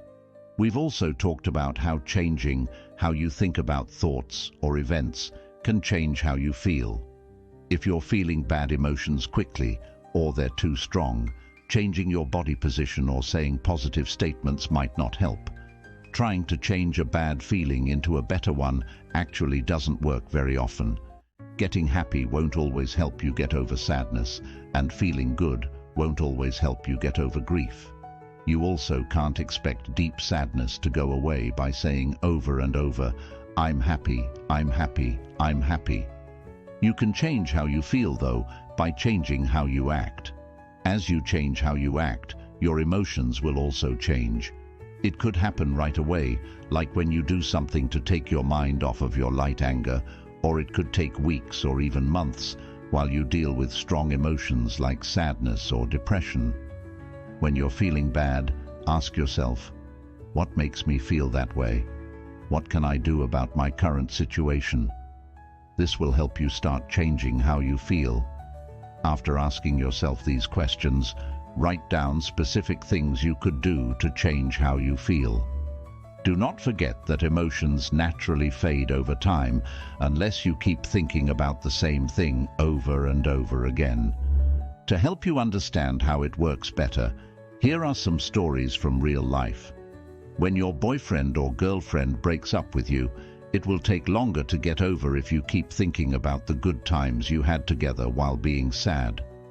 There's nothing wrong with being sad when you think about the past, but if you want to move on, it's better not to think about it very often. If you want to change how you act, you should try your best not to think about the old thoughts. Example 2. If you're always worried about a work show coming up, changing how you act could be like practicing your speech for hours. If you do this, you'll know the book so well that you can do well even when time is tight. You could also practice in front of your co-workers or friends to give yourself an even better chance of doing well. Example 3. If you've been angry at a friend for weeks over something he said or did, changing how you act might mean having an open conversation with him about how you feel. This will help you clear the air, make sure no one is confused, and keep you from getting angry. We often get things wrong or see things that aren't there. Case 4. You feel sad, angry, or even depressed some of the time and can't change it. The best thing you can do right now is to not think about your thoughts and just let them be. Do what you need to do and live your life until these emotions go away.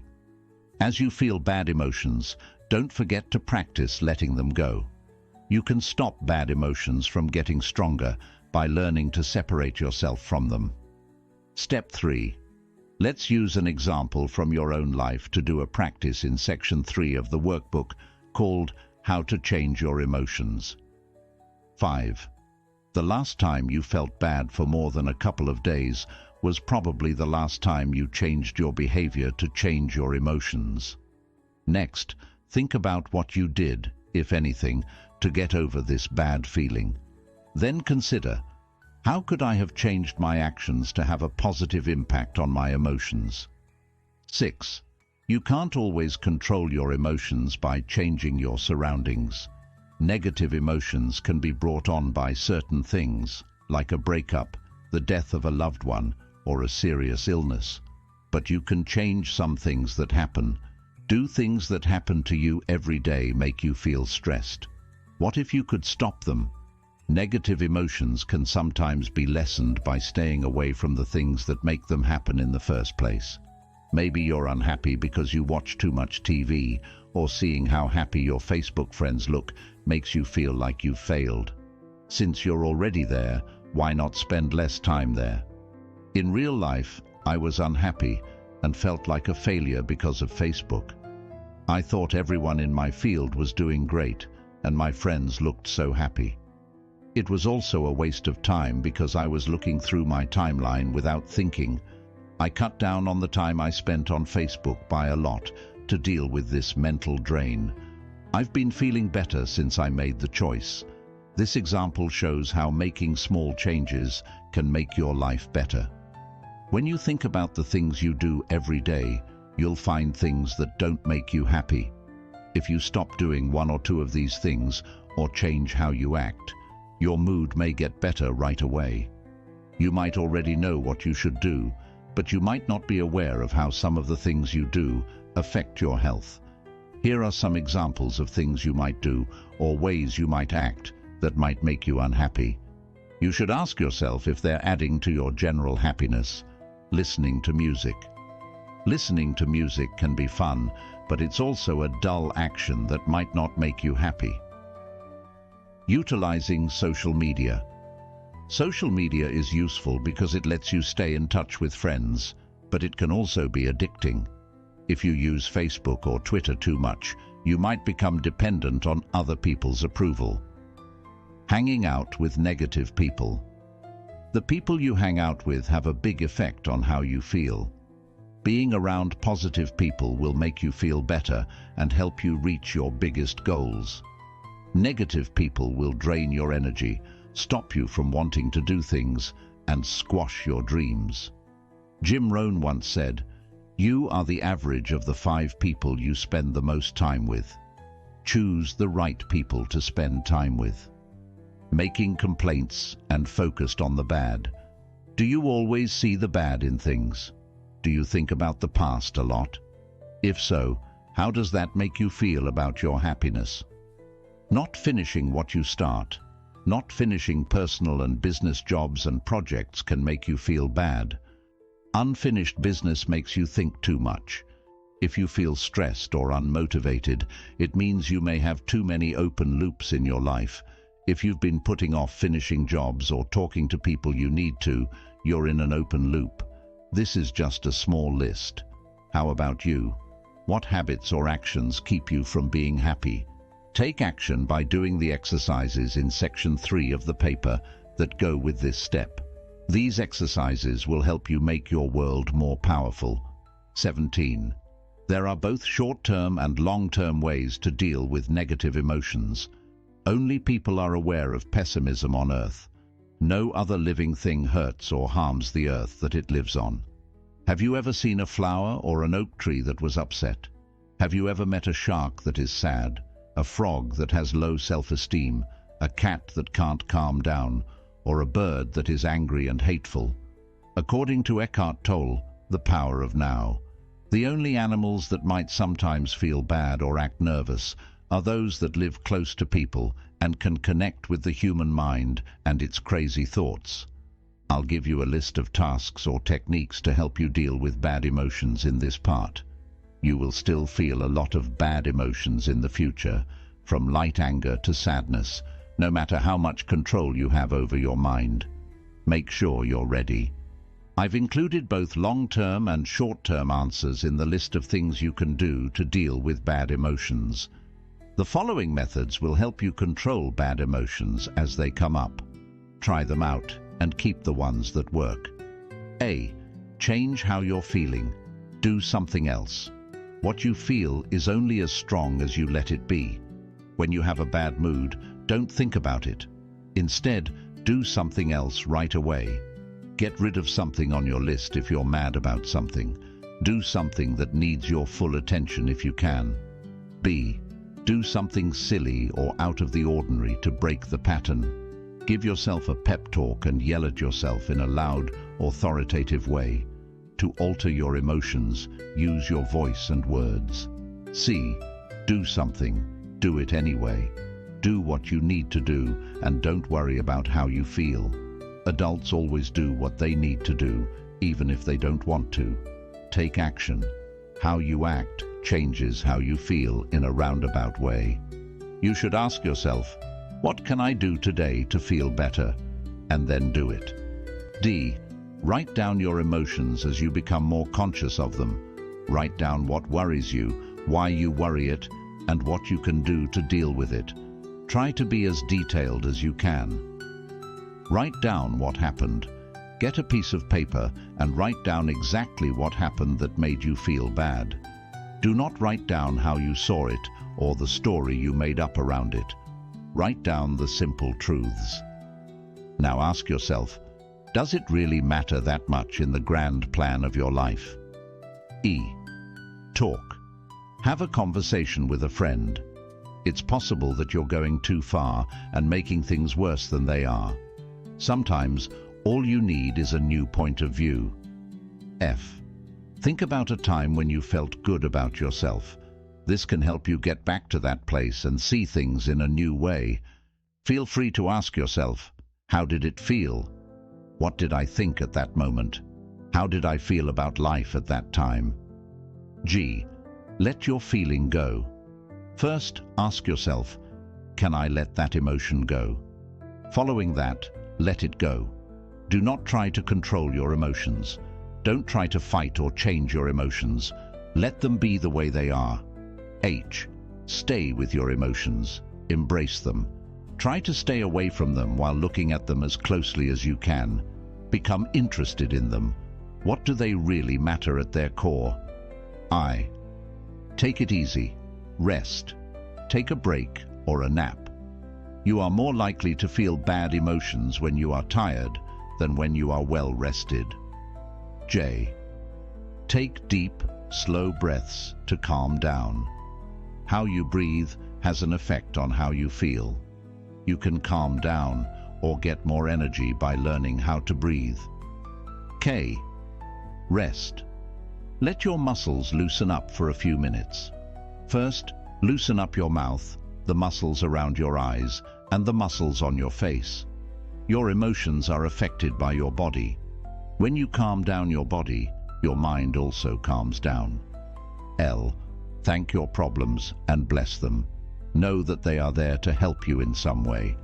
Long-term solutions. The following methods will help you control your bad emotions in the long run. A. Focus on your bad emotions and try to figure out what's going on in your mind. Take a pen and paper and list all the reasons you have these emotions. What do you think is true? What did you think about what was going on with you? Do your best to let go of this story now. B. In a notebook, record your emotions. Find patterns that keep happening.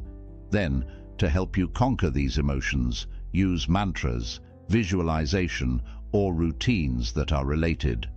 C. Mindfulness is the practice of paying attention to your emotions as you go about your daily activities. You can do this with the help of meditation. To be fully present while doing something else is another way. Pay attention to what's going on in your mind while you do this. B. Get away from bad things. Change your surroundings. If bad things are happening all around you, move. You should either move somewhere else or spend less time with friends who are bad for you. Stop doing things that aren't helping. Stop doing things that are making you feel bad emotions, or spend less time doing them. My son, and he saw me laughing.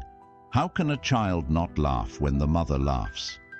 Nick Vujicic thought he would never be happy because he was born without arms or legs. He asked himself in a school speech, "What kind of husband am I going to be if I can't even hold my wife's hand?" Nick Vujicic. Given these facts, no one would have blamed him if he stayed angry his whole life. But he got through it. And now he's not only a great inspiring speaker, but also a happy husband and father of two. These two examples demonstrate that we are capable of overcoming even the most difficult circumstances and that bad emotions don't last forever. Sometimes the hardest things that happen to us are the ones that help us grow as people. Even a full-on nervous breakdown can wake people up. You will learn how emotions work and how to use them to grow, while also easing the mental pain they cause in this part. 18. In what ways emotions can lead you in the right direction? Emotions come and go and can't really describe you, but that doesn't mean they don't play a part in your life. They can help you grow as a person by telling you of the changes you know you need to make. Your emotions will become louder the more you ignore them. It starts with a small voice, a gut feeling, or a knowing that you have without knowing it. Keep ignoring your emotions, and your body will start to speak up as you ignore this sign. For example, the way you feel physical pain is similar to the way you feel a feeling you call worry. This means you need to make changes in your life. You might need to leave a stressful situation, make it better, or change how you think about it. There's one thing for sure, you need to do something. If you ignore worry or the thing that causes it, it could lead to serious health problems. At the end of the day, your emotions are telling you something. Just like physical pain means your body is unhealthy, mental pain means your mind is unhealthy. Being self-aware is powerful. Being aware of yourself is one of the most important things you can do to grow as a person. You can't change your life much without it, because you can't fix a problem you don't know you have one. What does it mean to be self-aware? The ability to watch your thoughts, emotions, and actions objectively without adding your own perception or story is known as self-awareness. On top of or below the line. Jim Detmer and Diana Chapman wrote the book 15 Commitments of Conscious Leadership, which includes a very simple but powerful model to help you become more self-aware. The model is very simple. It's just one line. The writers say that you are either above or below the line at all times. You're open, interested, and ready to learn when you're above the line. But when you're below the line, you want to be right, which makes you guarded and closed off to new ideas. In simple terms, you are aware when you are above the line and unconscious when you are below it. You are either above or below the line depending on how you feel. When you feel like your physical or mental safety is at risk, you drop below the line and try to protect yourself. It's important for you or your ego to stay upbeat when you're operating above the line. This is when your creativity, innovation, and teamwork are at their peak, which leads to better performance. How well you can control your emotions depends a lot on how well you can tell when you cross the line. You can't change a feeling if you don't know it's there. This is what it means to be aware or awake. Some examples of behaviors that are above and below the line are: above the line, you are interested, listen carefully, feel emotions, talk without getting into a fight, appreciate, take responsibility, and question your views. Below the line, you are stuck on an opinion, pointing fingers, fighting, reasoning, and justifying, spreading rumors, getting other people to agree with you, and targeting the message. Between fear and love. The fear versus love model is another easy one you can use. Every moment of the day, you either act out of fear or love. You act because you're scared, and all you care about is getting something, like money, power, or the approval or respect of other people. When you act out of love, on the other hand, you want to share and improve the lives of those around you, not because you want to, but just because you want to. You can show that you want to give and receive at the same time through your deeds, but usually one of these desires stands out more. You need to be able to tell the difference between emotions like love and fear if you want to control them. Take a look at one of your main life goals. Is it based on fear or love? What are you trying to do? Are you trying to give to the world or take from it. So, let's say you want to be an actor. You might do so for a number of reasons, including getting money, becoming popular, showing your parents and friends that you're good enough, entertaining people, or expressing yourself. The first three are examples of behaviors that are generally driven by fear. You want to show how good you are and fill a hole inside yourself. The last two are examples of behaviors that are driven by love. You want to share your gift with the world. Below the line. And actions based on fear versus actions based on love are two models that will help you understand how different emotions work better as we talk more about them. Keep in mind that you often switch between actions based on love and actions based on fear. For example, you might get really into a job that helps other people and makes you feel full. You don't need anything right now, but in 5 minutes, you might be thinking about how happy your dad will be when you finally get a raise. At that point, you'll no longer be feeling full. Instead, you'll be trying to get something, in this case, your dad's approval. As you start to think about why you do the things you do, you'll learn that you spend a lot of time trying to please other people, whether they are your co-workers, your boss, your parents, or your partner. Now pay attention to this and ask yourself what you can do to change your desire from getting to giving. Now that you know about these two models, let's look at some ways you can become more aware of the emotions you feel every day. 19. Keeping track of your emotions. To improve how you feel, you should first become more aware of the emotions you experience on a daily basis. You can't make yourself feel better until you know where you are now. To help you understand the emotions you're going through every day, I want you to write down your feelings every day for a week. You can use a notebook or the paper you can download for this purpose. Take a few minutes every day to write down how you feel and rate yourself on a range from 1 to 10. 1 is the worst way you can feel, and 10 is the best. Give yourself a total score at the end of the week and answer the following. What bad emotions did you experience? These emotions were brought on by. What are the facts? What thoughts did you have that made you feel that way? Did outside events make you feel these bad emotions? Did you not get enough sleep? Did you get sick? Were you in a crash? What really happened in the real world, not in your head? How did you explain the facts to yourself? What do you need to know in order to feel that way? Are the things you believe true? You might have felt better if you had seen your thoughts or events in a different light. What did you do to get back to a steady state? What really happened? Did you change your mind? Did you do the things you were putting off doing? Did it just happen on its own? What could you have done to prevent or lessen these unfavorable emotions? Let's say you keep track of your emotions for a week and notice that you were slightly sad for a few days.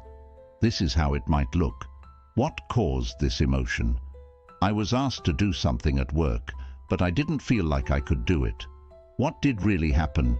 Someone asked me to do something, and I did it. How did you explain the facts to yourself? I thought I wasn't good at my job because everyone else in the office could do it. I thought I should have been able to do the job well. Everything seemed like it was against me. What do you need to know in order to feel that way? I would have to think I'm not good at what I do. It's not okay to be stupid. That job should have been easy for me to do. Everyone thinks badly of me. Do you believe what you say? Are you really not able to do this? I might have been too hard on myself because I'm biased. Is it okay to be incompetent? No, the truth is that I can't always be good at everything. Are you sure you can do that? It was impossible for me to do it on my own because I don't have much practice with jobs like that. Are you really being judged by everyone? Some people might judge me, but most likely not all of them. It's also possible that no one cares. Everyone has their own problems to solve. What if no one saw? Or maybe I did fine, and the bad feelings are just in my head. What did you do to get back to a steady state? I saw that it wasn't such a big deal after all. A co-worker helped me and told me what I should have done when I asked if I had done the job right. He also told me about some good books that would help me get better. What could you have done differently to avoid or lessen this bad feeling? I shouldn't have tried to do everything by myself. I could have asked someone for help. You'll begin to understand what makes you feel bad emotions as you go through this process. Using daily training and encouragement, you'll be able to recognize behaviors that hurt yourself and stop doing them. Extra tip: don't forget to use a journal to write down how you feel every day. As you accept that ups and downs are a normal part of life, this will help you separate yourself from your emotions. Step 4. Use part 4 of the paper to record your emotions.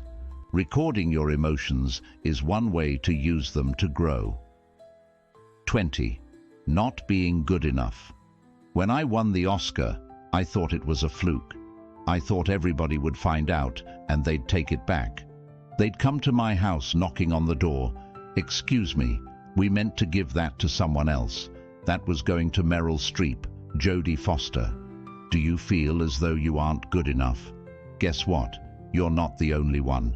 The other day, I wrote the following to a fellow blogger. "There are a lot of topics I could write about, but there are already so many books out there. Sometimes I'm like, what's the point?" He replied, "I know the feeling of what's the point. Everything worth saying has already been said, and who am I to write about it anyway?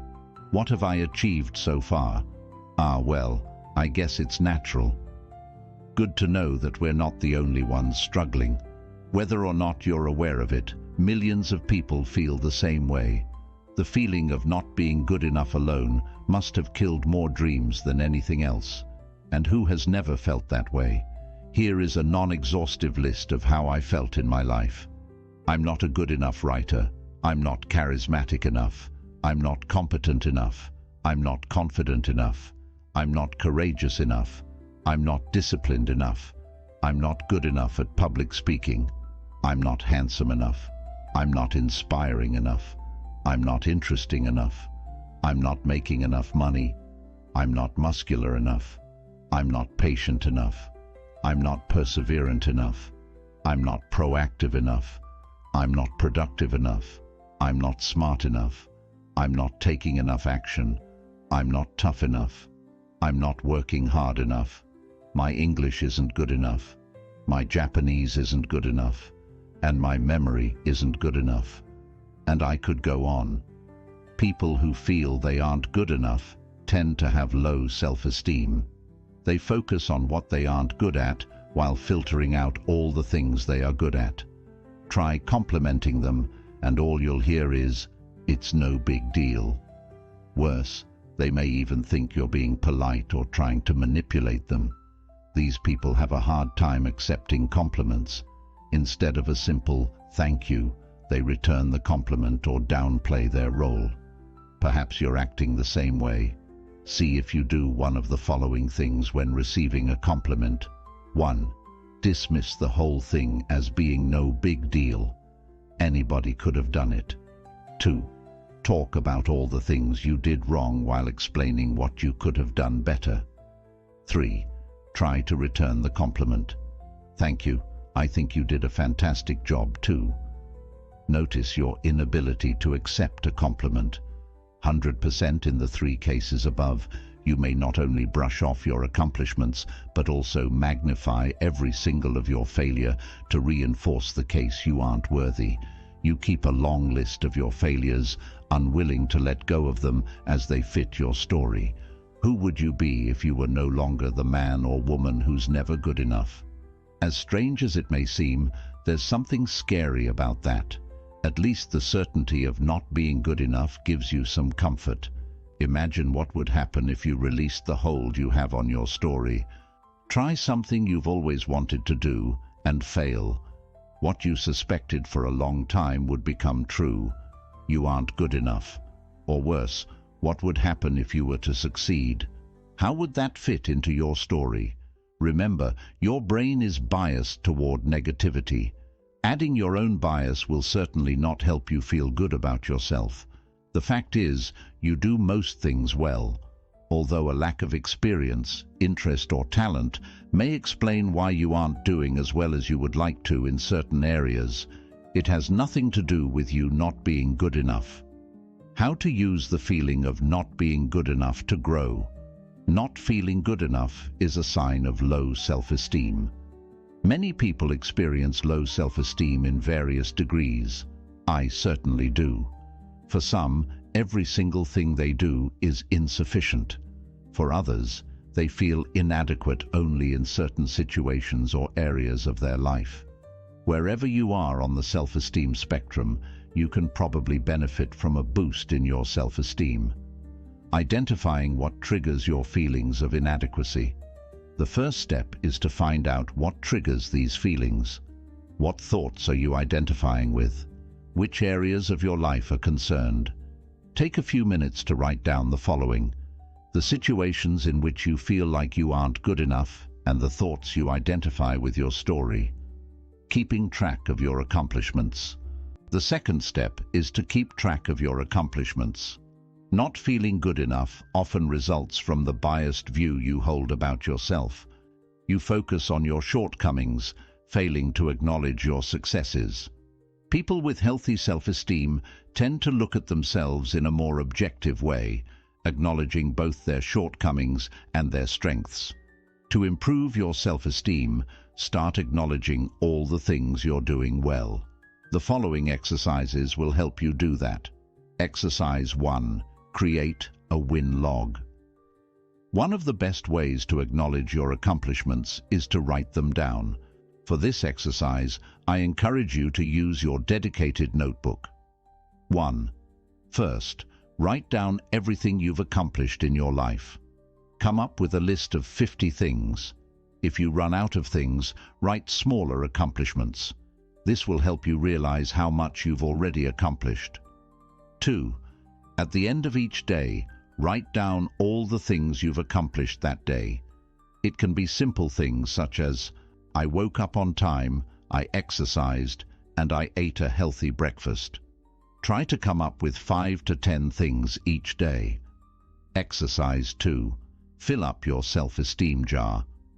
An alternative is to write down each thing you've accomplished on separate pieces of paper and put them into a jar. Here are a few recommendations to ensure you make the most out of this exercise. Make sure your jar or any other container you use is in a visible location. The best location is probably on your desk. The second best location is your bedroom. Select a container you like. Choose a design you're fond of. It's all about your self-esteem, so anything that makes you feel good is advisable. Make sure it is transparent so that you can see it filling up. Give it a positive name, e.g., my self-esteem jar, declaration of love to myself, etc.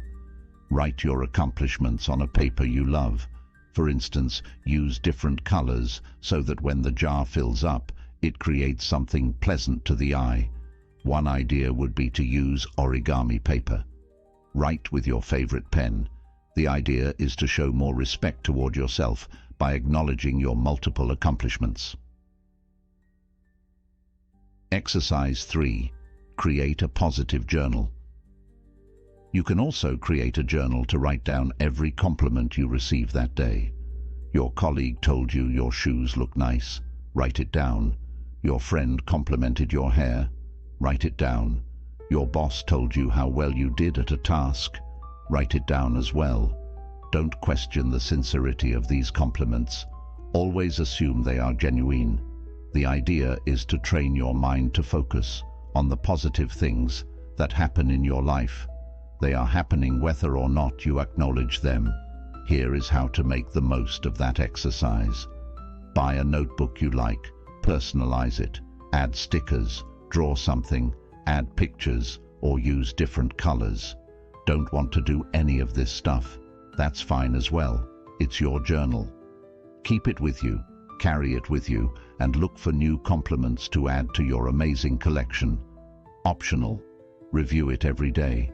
Go through old entries and mentally thank people who complimented you. You can say, "Thank you, I love you." Feel free to read the old entries in the morning, in the evening, or both, or whenever you feel like it. It's up to you. Again, this is your journal. These are just suggestions. Whatever works for you. Learning to accept compliments. Chances are you have difficulties accepting compliments. Do the following sentences look familiar? It's never a big deal. Anybody could have done it. It's because so-and-so helped you. I could have done it better. Here is a great reason why you should accept compliments. Because the person who made the compliment wants you to receive it, not to flush it down the toilet. Imagine you just gave a gift to someone. How would you feel if that person, after opening the box, dropped the gift to the floor, stepped on it, and threw it away? You won't like it, would you? Sadly, that's what we often do when we receive a compliment. When we refuse to accept a compliment, we are disrespecting the person who went out of their way to deliver it. Wouldn't you want your compliment to be accepted wholeheartedly? Exercise 1. Accept compliments. This simple exercise will help you accept a compliment.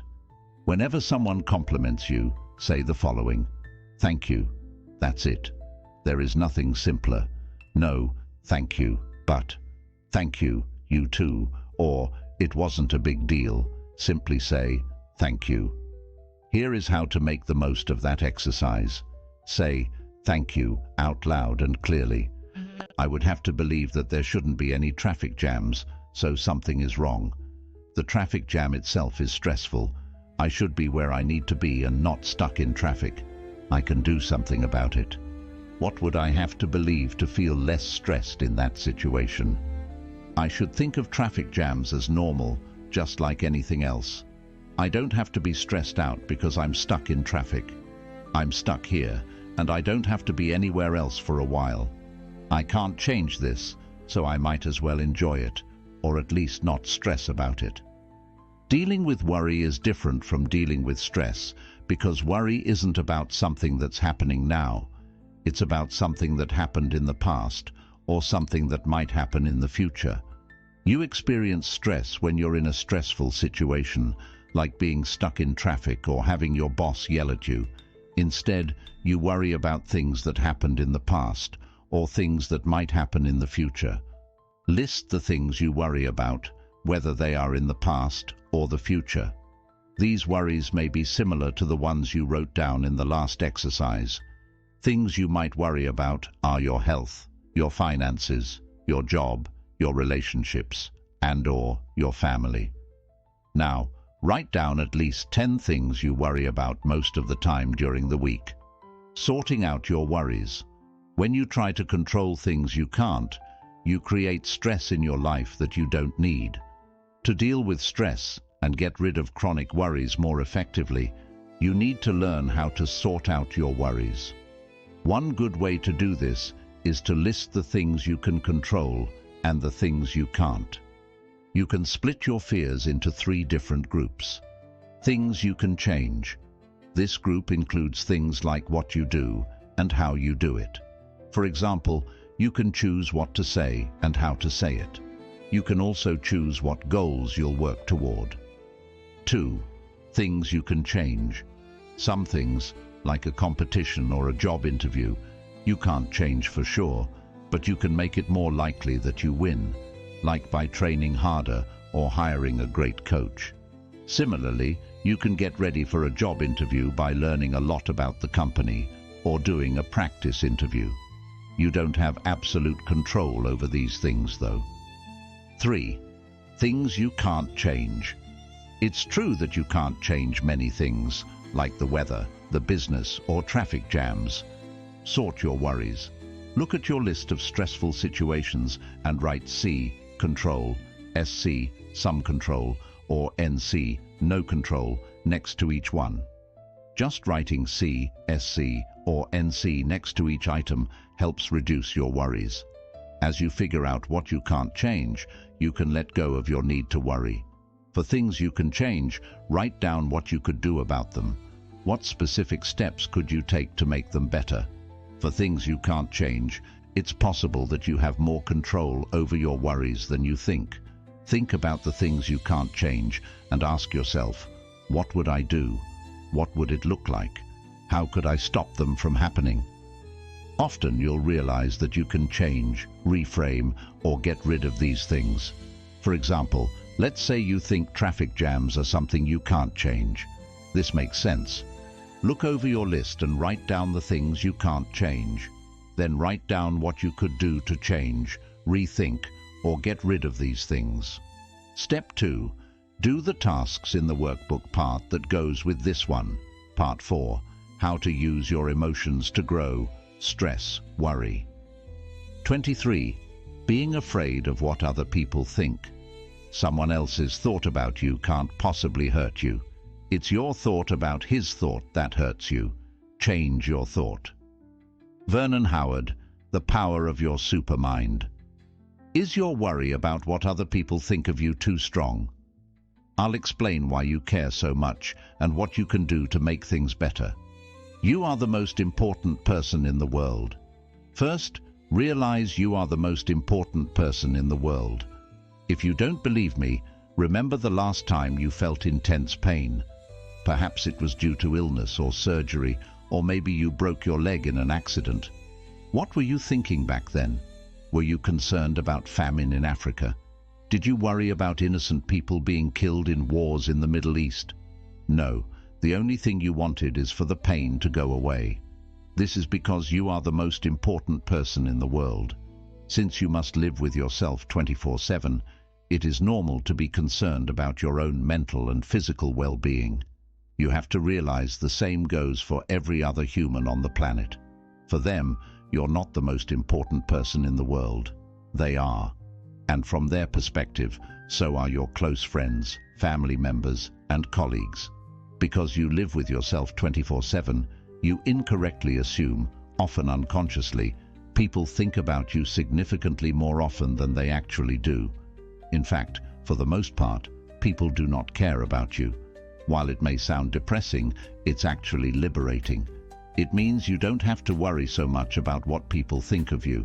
As the famous saying goes, when you're 20, you care what everyone thinks. When you're 40, you stop caring what everyone thinks. And when you're 60, you realize no one was ever thinking about you in the first place.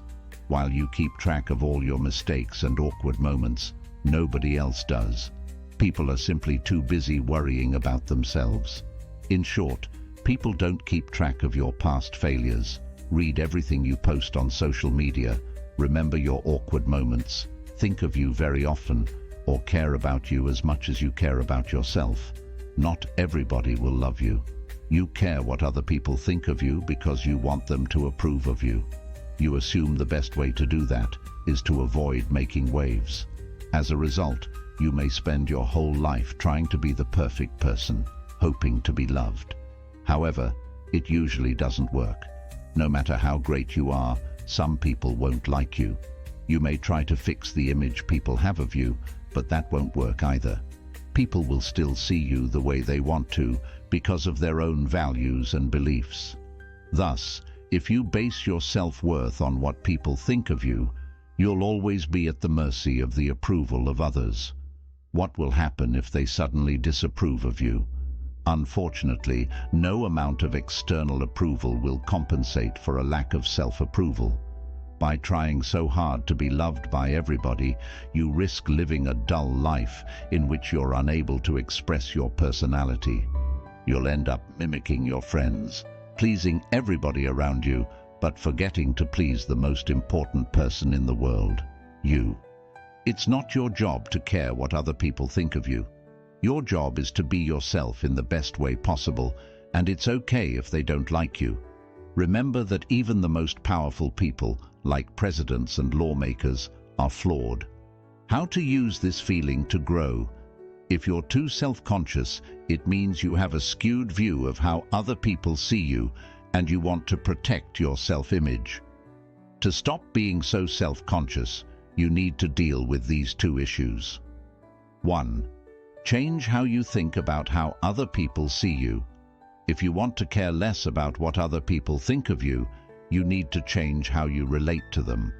This means learning that most of the time they don't care about you and you don't care about them. Realizing people don't care. This exercise will help you deeply understand that most people don't care about you. Pick someone you know, like a friend, co-worker, or acquaintance, and ask yourself how often you think about that person in your daily life. Now, put yourself in the shoes of that person and think about how much you think they think about you every day. How much do you think they keep track of what you do or say? Figure out that you don't care. The next task will help you figure out that you don't care much about other people either. Try to remember all the people you met or talked to during the day. It could be the waitress or customers at the restaurant where you ate lunch, the people you saw on the street, etc. Ask yourself how much you thought about these people before this exercise. Probably not much, did you? As you can see, you don't have time to worry about other people. You only care about yourself most of the time. Exercise. Letting go of your self-image. Write down all the things you're afraid of being judged on. Maybe you're worried about how you look or what you might say. Also, write down why you care. What is the problem? What image are you trying to protect? Do people think you're smart and you're afraid you can't live up to this image? Are you afraid of being rejected because you said something wrong? This exercise will help you see the things you're worried about. Also, don't forget to do the exercises in the section called Letting Go of Your Emotions.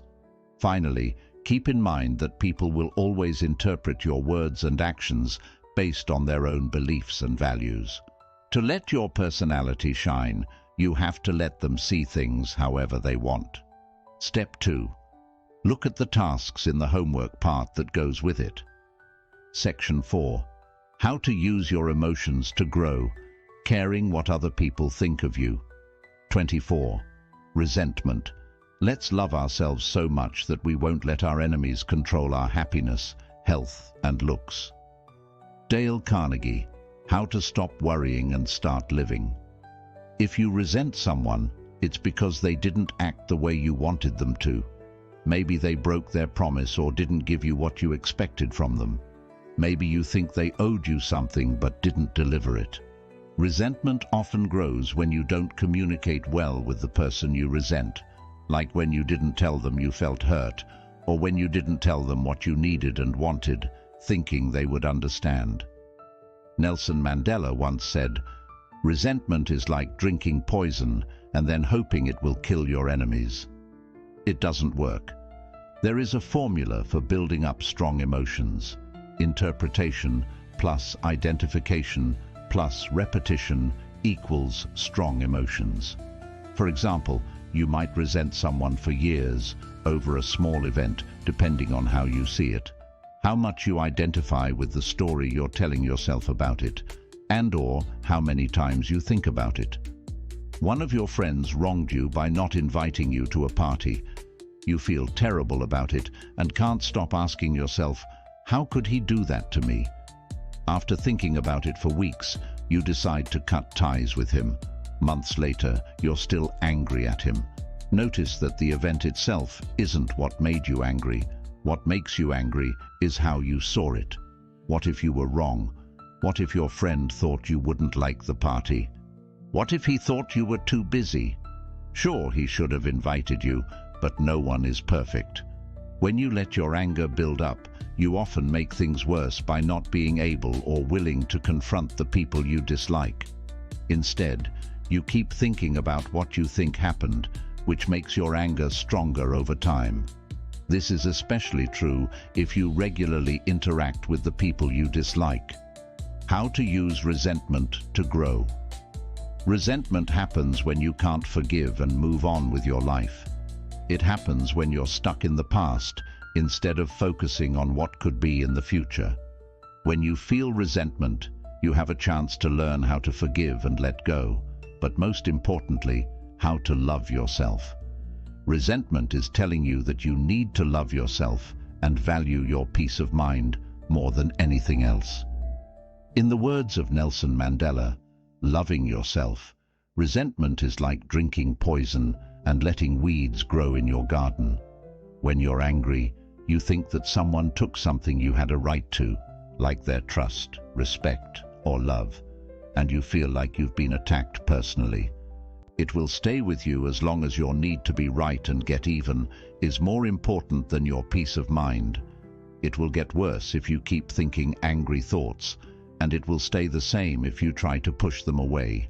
That's why you should put your peace of mind first and learn to forgive others as well as yourself. Loving others. Your ability to release resentment is linked to your level of compassion. The more compassionate you are, the easier it will be to let go of resentment. One important thing to understand is that people always act based on their level of consciousness or unconsciousness. You may wish someone had acted differently toward you, but if he or she didn't, it's probably because he or she was unable to do so. Thus, rather than saying people are good or bad, it is more accurate to say they are either conscious or unconscious. When they do terrible things to you, it's often because of their lack of consciousness or the negative emotional state they were in at the time. Sadly, most people are deeply conditioned. Their upbringing leads them to act in a certain way. People often act the same way as their parents, which is why you often hear of people who've been abused by their parents becoming, in turn, abusive with their children. As Eckhart Tolle wrote in The Power of Now, the mind, conditioned as it is by the past, always seeks to recreate what it knows and is familiar with, even if it is painful. At least it is familiar. The mind always adheres to the known. The unknown is dangerous because it has no control over it. That's why the mind dislikes and ignores the present moment.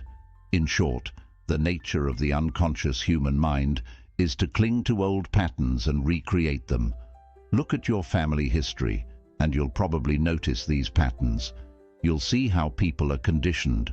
This shows how difficult it is for people to break free from set patterns. People used to make fun of my mother for being too protective. I thought she wasn't helping me grow and instead made me weaker than I already was. Maybe that's why I started working on myself. But then I realized she wasn't trying to hurt me. She was just trying to do the best she could. The point is, people do the best they can with what they have, based on who they are and how much they've been conditioned. People who try to change the past are doing something very silly. What happened in the past was meant to happen, and it did happen. The question now is, what are you going to do about it? How to deal with anger? To begin letting go of anger, we'll talk about how important it is to 1.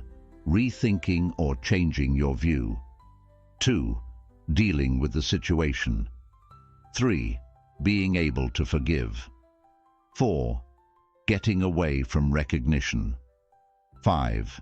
Getting lost. 6. Putting an end to the repeat. Your interpretation of what happened to you makes you feel betrayed and angry, or even like you want to get even. By thinking about the scene over and over, you let your anger and resentment grow. Since you don't confront the person or situation that caused your anger, it keeps growing. To stop your anger from building, you need to re-evaluate your interpretation of what happened. Change or re-evaluate your interpretation. To put things in perspective, you should look at how you think what happened happened. Could you have over-dramatized it? Could you have got something wrong? Ask yourself what really happened. Once you get rid of your interpretation, only the facts will be left. Looking at what really happened may give you useful information that will allow you to replace your current interpretation. 2. Facing the situation. If you're angry at someone, you might need to be honest with them about how you feel. A lot of the time, resentment builds up when you don't tell the person you're angry about how you feel because you're afraid of looking weak, hurting them, or hurting your relationship with them. If you can't talk to that person directly, you could write them a letter. Forgiving. You can start to forgive now that you have a way to say what you want to say. You have looked at the facts and re-evaluated your interpretation if necessary. You had an honest conversation with the person you are angry at. You did what you had to do and can now let go. Think about the bad things that happen because of your anger and write down how it affects your happiness and peace of mind. Remember that anger comes from holding on to the past. Forgiveness is letting go of the present. 4. Do it right now and then let go. Forgive as an act of self-love. You forgive not just because you care, but because you value your own happiness more than anything else. As you forgive, you let go of your connection to the story and the thoughts that go along with it. To let go of your anger, use the 5-step process described in the section Letting Go of Your Emotions.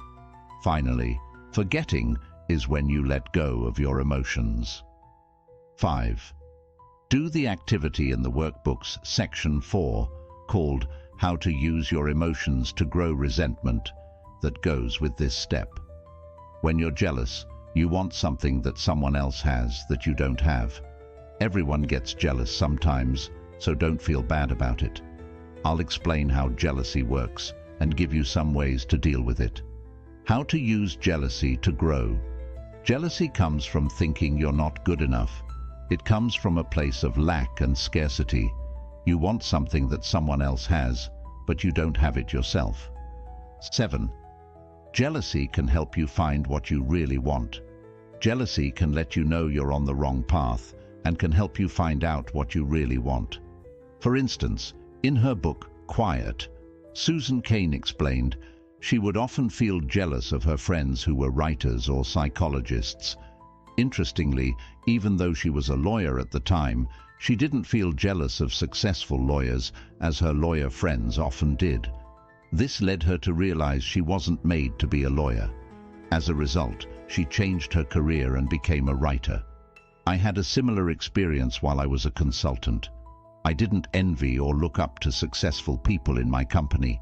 On the other hand, on my personal development journey, I became envious of successful personal development bloggers and YouTubers.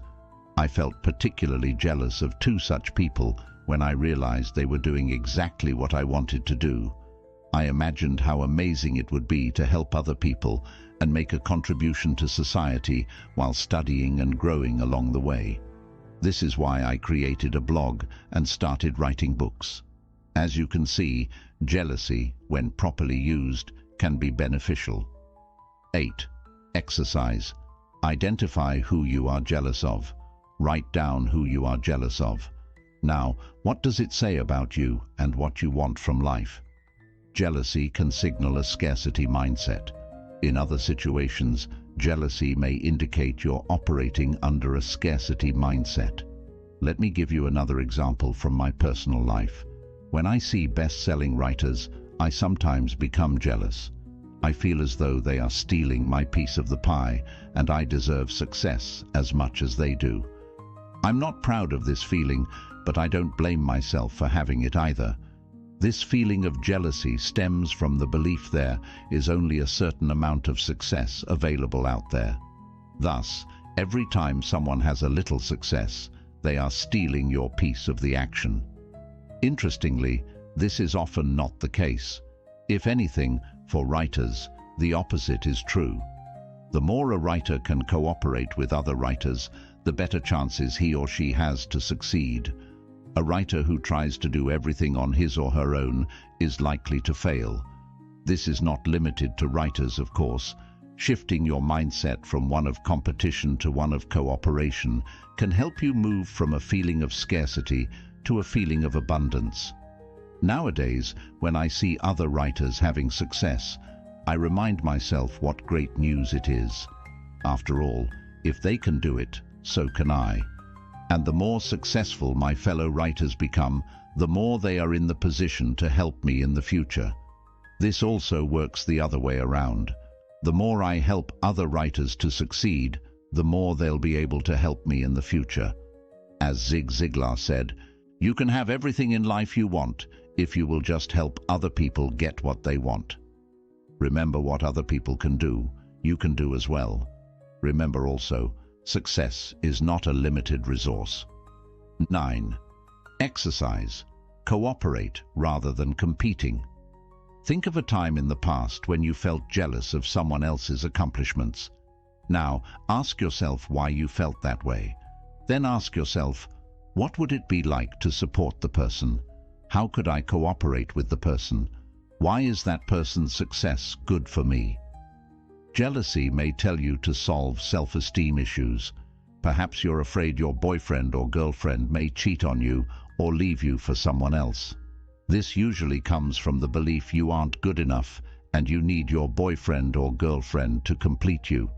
Unfortunately or fortunately, the same way you can't control what people think of you or how they behave, you can't control your loved one's thoughts or behaviors either. Often, the very same desire to control your partner is what pushes them further away. While feeling jealous from time to time is normal, if you're excessively jealous, it is essential you look within you. Your insecurities and fears usually come from a lack of self-esteem and from the fear that you can't or won't be loved. Jealousy may lead to some of the following behaviors. Trying to control your partner. You may check your partner's phone or emails, or prevent them from going out to see their friends. Testing your partner to see whether he or she loves you. You may expect your partner to behave in a certain way, and when he or she doesn't, you feel betrayed. This stems from the belief that you shouldn't have to tell your partner what you want or need. He or she should be able to guess. Imagining things that aren't there, you make up all sorts of stories in your mind by extrapolating facts. 10. I invite you to refer to the section Not Being Good Enough to discover how to develop a healthier self-esteem. Jealousy may signal you to stop comparing yourself with others. One kind of lingering discontent shared by millions is the notion that others are happier than they are. I assure you, they are not. If you could only see the secret sorrows of those whose smiles and activities seem to indicate happiness. If you could only see how fervently they wish to be somewhere else, doing something different, being someone other than who they are. Vernon Howard, The Power of Your Supermind. Jealousy often results from comparison with others. It is important to realize this type of comparison is generally as counterproductive as it is biased. Indeed, you seldom compare apples to apples. You look at some of your friends' successes, but you fail to realize this is only part of the picture. While they may seem happy and successful on the surface, it is quite possible they are unhappy or even depressed. The point is, rather than assuming your friends are happier than you are, it is better to assume that you are as happy as they are. Also, guard against looking only at areas in which your friends seem to have it better than you. Perhaps you focus on the fact they're making more money than you, or have a partner while you are single, or perhaps you envy them for some of their natural strengths and abilities. The problem here is, you fail to make an apple-to-apple comparison. You dismiss your own strengths or qualities, which make you feel as though you're not as good as they are. Even worse, you may often compare yourself with several other people. You look at areas in which they are successful, and then you look at your own life to see how well you compare. Of course, not very well. How could you compete with the combined strengths of several people? Can you see how biased and unrealistic this type of comparison is? Yet, this is what many of us do, albeit unconsciously. The bottom line is, if you feel jealous, it may be because you engage in this type of unfair comparison. Instead, why not compare your today's self with your yesterday's self? After all, the only thing you can do is to try to be better than you were yesterday, last month, or last year. Because we all start with different circumstances, skills, and personalities, there is no such thing as a fair comparison. This practice will help you be more fair when you compare yourself to others. Pick someone you often compare yourself to and write down all the things you do better than that person. 12. Take action. Look at the activities in section 4 of the workbook, which is called How to Use Your Emotions to Grow Jealousy. 13. Depression. The hardest thing about depression is that it is addictive. It begins to feel uncomfortable not to be depressed. You feel guilty for feeling happy. Pete Wentz, musician. Non-clinical depression occurs when you're not where you want to be in life. You have lost any hope to ever be and can't accept it. This might happen after a tragic event in your life, or more progressively as some aspects of your life slowly fall apart. Depression results from feeling hopeless in one or several areas of your life. Here are some examples. You lost your job and have no hope of finding a new one to match your expectations. You're sick and have no hope to recover as well as you would like to. You are divorced from your partner and can only see your kids once in a while. You have little hope of finding a suitable partner. You're in so much debt that it seems as though you'll never get out of it. You suffered a bereavement. While the events above are tragic, depression can also be created out of more ordinary, less severe events. For instance, some people may spend so much time dwelling on the past or worrying about the future, they eventually become depressed. This may happen even though no significant events have occurred in their lives. It is essential to remind yourself that depression, like other emotional states, is neither good nor bad. It just is. You are not your depression. You existed before it. You exist during it. And all things being equal, you will exist after it. Depression is an active process. While it may seem as though depression is happening to you, it is, in fact, created by the negative thoughts you identified with. Thus, you do have some responsibility in creating your depression. Does it mean you should feel guilty or beat yourself up for being depressed? Of course not. Never. In fact, you should never beat yourself up for any of the emotions you feel. That would be pointless. What it means, however, is that because you've played a part in creating your current emotional state, you also have the power to get out of it. And that's great news, right? Remember how Dr. David K. Reynolds himself dealt with sadness. He wrote, "The following depression can be created by sitting slouched in a chair with your shoulders hunched and your head hanging down. Say these things over and over. No one can help or do anything. It's not possible. I have no power. I'm done. Act sad by shaking your head, sighing and crying a lot. The real sadness will come out in time." David K. Reynolds, Constructive Living. K. Reynolds' depression was entirely self-created. It was an active process that involved adopting a certain body language, repeating certain words, and having certain thoughts. He had to act in a certain way to become depressed. The good news is that because you have the power to create depression, you also have the power to climb out of it.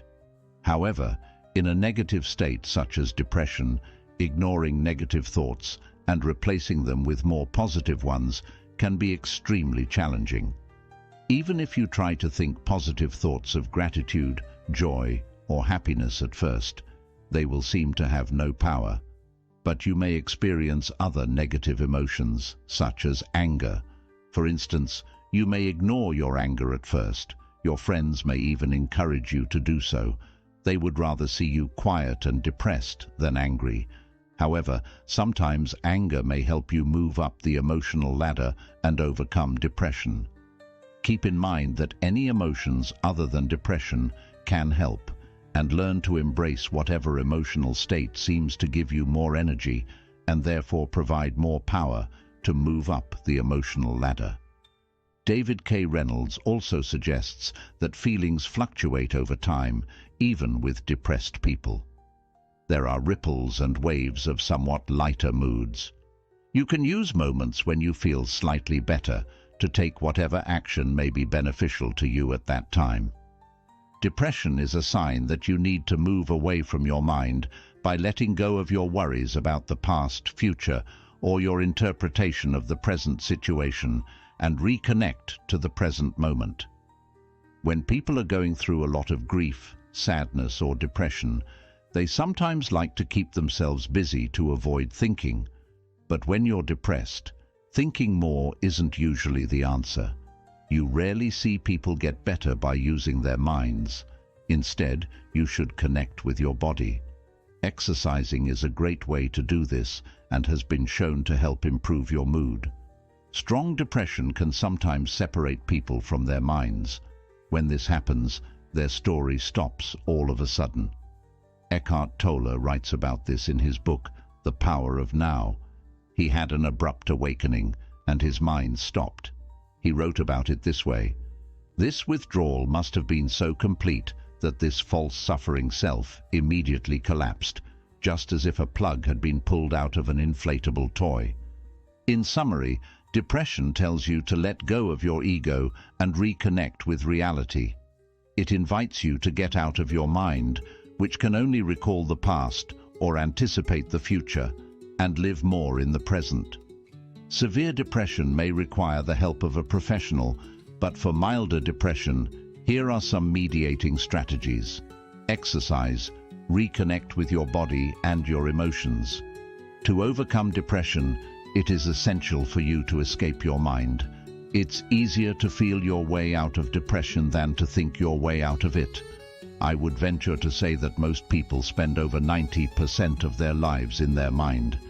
They have only rare moments of lucidity when they are fully aware and present. For instance, they don't listen to people, but they judge and interpret what they say, anticipate what they'll say next, and get lost in their thoughts. All these things happen at the mind level and show how people are not fully present because they either live in the past or in the future, i.e., in their mind. They experience a number of negative emotions. Below are some of the things you can do to reconnect with your body and your emotions. Exercise. As we've already talked about, working out is a great way to relax and connect with your body. It also makes you feel better.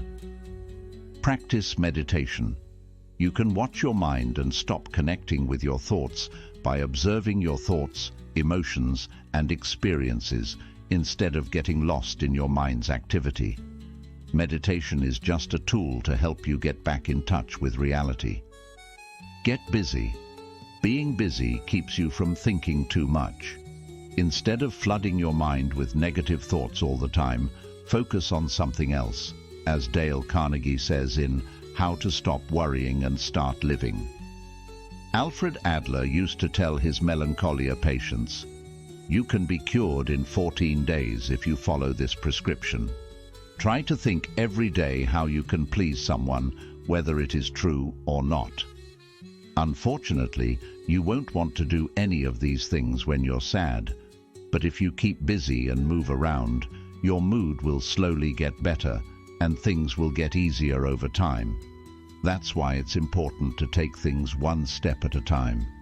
The next step is to look at the tasks in the workbook's section 4, which is called How to Use Your Emotions to Grow Depression. A motivational author named Shannon L. Alder once said, "Life always begins with one step outside of your comfort zone. When we try something new, we feel anxious because we don't know what will happen. This is why we like to stick to our daily routines and stay in our comfort zones." From our brain's point of view, this makes sense. If our current habits keep us safe and protect our egos, why change them? So, when we try to leave our comfort zones, we feel scared and upset. Do we want to spend our whole lives staying put and never taking any risks? Or do we want to follow our dreams and see what we can really become?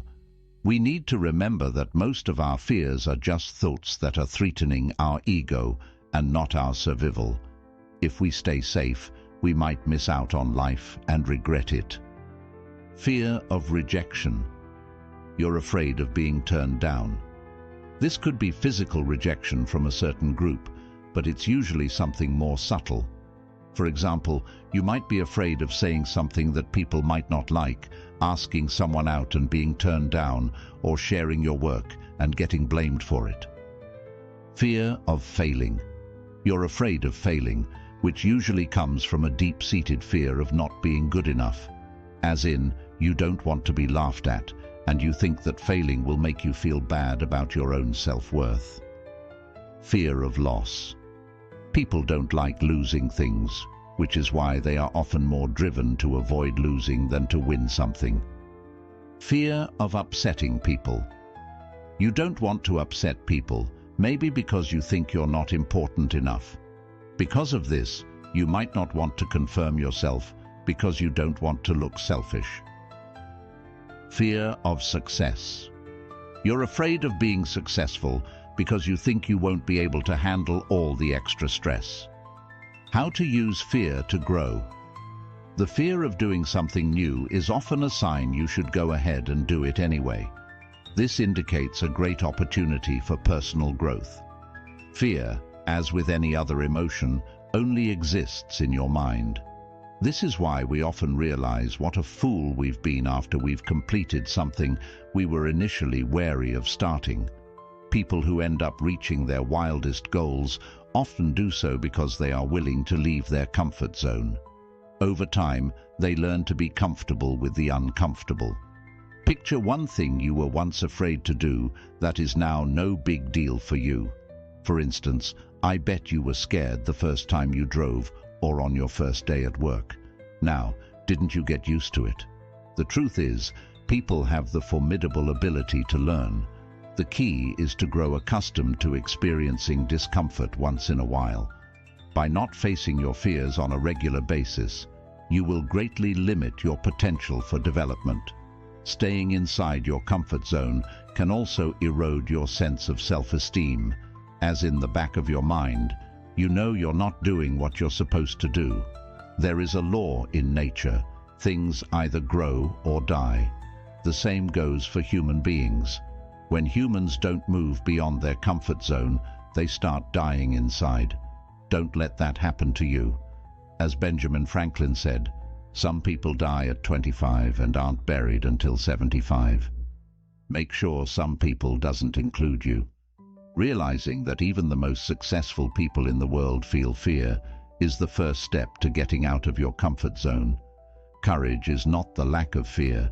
It is facing your fears head-on and doing what you want to do anyway. Without fear, there is no courage. As you face your fears over and over again, you develop courage and make it a habit. You don't need to avoid your fears or numb yourself to them before you see. Stretch. Get out of your comfort zone. To get out of your comfort zone, ask yourself, what is the one thing I should be doing but have been putting off because I'm afraid? Once you do that one thing, you'll probably feel proud and happy to be alive. This means you're going in the right direction. Think of it as your brain's prize for getting out of your comfort zone. Step 4. Do the tasks in the notebook part that goes with this action. This is how you can use your emotions to grow fear or pain. Procrastination only put off until tomorrow what you are willing to die having left undone. The famous artist. Although there are effective ways to deal with delay, the most important thing to do to get over your tendency toward delayed action is to learn how to handle your emotions in a healthy way. There are many reasons why people put things off. Here are a few. The job is dull. No one thinks the job is important. The job is too hard, or it seems that way. You're worried that you won't do a good job. Or you stay lazy most of the time. If the task was fun, important, and so easy you couldn't fail, would you put it off? I think the main reason people put things off is because they're afraid they won't do a good job. They'd rather put it off. They may tell themselves that the task isn't urgent or important, or that they are tired, but the truth is that they are scared. Keep in mind that putting things off isn't a sign of being lazy or something being wrong with you. We all do it. How to use procrastination to grow. Procrastination may indicate that you put too much stock in what your mind tells you, making it your slave rather than your master. Now I'm going to show you a 16-step plan to stop putting things off. Don't worry, it's not as hard as it looks. How to stop putting things off in 16. Easy steps. Step 1. Understand what's hidden behind procrastination. The first step is to understand why you procrastinate. As we've discussed previously, there are specific reasons behind procrastination. Usually it has to do with fear, and the mind tells you the best way to avoid fear is simply to do nothing. In other words, to procrastinate. Another reason you procrastinate is that the task is difficult. You want to avoid pain as much as possible and maximize pleasure. This is how your brain works. You may also procrastinate because you lack motivation. This happens when the task you work on isn't part of a bigger vision that excites you. If you lack motivation, ask yourself why, then consider the following solutions. Delegate the task, eliminate the task, reframe the way you perceive the task to make it part of a bigger and more exciting vision, restructure the task so that it becomes easier, and/or just get started. See Step 13. Spend time identifying all the reasons behind your procrastination. Be honest with yourself. Second, remind yourself of the bad things that happen when you put things off. Not doing what you know you should do lowers your self-esteem and causes you to worry about things you don't need to worry about. Directly putting things off means you won't get as much done as you could during your time on Earth. Indirectly, putting things off means you may feel bad about yourself and blame yourself for not doing what you know you should be doing. The third step to getting over procrastination is to figure out the story behind it. What are you telling yourself when you want to put things off? What are your thoughts? What excuses do you use? Some common ones are, I'm too tired, I'll do it tomorrow, I'll do a bad job, and it's not really important. Let's look at some of these excuses right away. I'm too tired. That may be true, but you need to remember that you're not your mind and don't have to listen to it. Navy SEAL David Goggins uses the 40% rule, which says that even when you think you can't take it anymore, you're only using 40% of your brain's power. This means that even when you're tired, you have a lot of energy that you can use. This means that working on your side business for 2 hours after work won't kill you. I won't do a good job. Setting a task for today means you believe you can do it, so the fear of failing isn't the issue here. If you think you won't do a good job today, what makes you think you'll do a better job tomorrow? You probably won't. That's just a story you're telling yourself. I'll do it tomorrow. Doing it tomorrow might not be a big deal, but if you can't discipline yourself to finish today's tasks, how likely are you to design your ideal life in the future? Remember that disciplining yourself to finish the task in front of you is what will allow you to design your future life. Things of value in your life take time, effort, and self-discipline. It's not really important. Even if that's true, putting off a task creates an open loop. You know that you still need to do that task, but you won't be motivated to do it. Eventually, you may feel stuck and not know why. Write down your excuses. Start being aware of all the ones you make. Address each one as you write it down. Your excuses rule you because you let them. Make a promise to deal with them. Step 4. Change your story. Write down your reasons. Are you too tired? Don't have enough time? Are you trying to do everything perfectly? Once you know what your story is, make a new, more powerful story to replace it. Here are some examples. I don't have time for that. Shifts to, I find and make time for whatever I'm committed to. I'm too tired changes to, I am in charge of my thoughts and I have more energy than I think I have. When I set a time to do something, I do it. Then, make affirmations or mantras that are based on your new story. Say them to yourself every morning and throughout the day until they become a part of who you are. Remember that putting things off is a habit. You want to change your mind and form a new habit of doing the things you set out to do, even if you don't feel like it. For more information, see Conditioning Your Mind. 5. Figure out your why. Putting things off is often because you're not motivated. If you're excited about a goal, you don't run away from it. You can't wait to get started on it. Think about the things you put off. Why do you put them off? How can you make them part of your vision to make you feel more motivated? Can you change these things? Can you learn something from them? Can you picture yourself feeling proud of yourself as you finish them? Step 6. Figure out how you get distracted. The next step is to become aware of all the ways you get distracted. What are your favorite ways to put things off?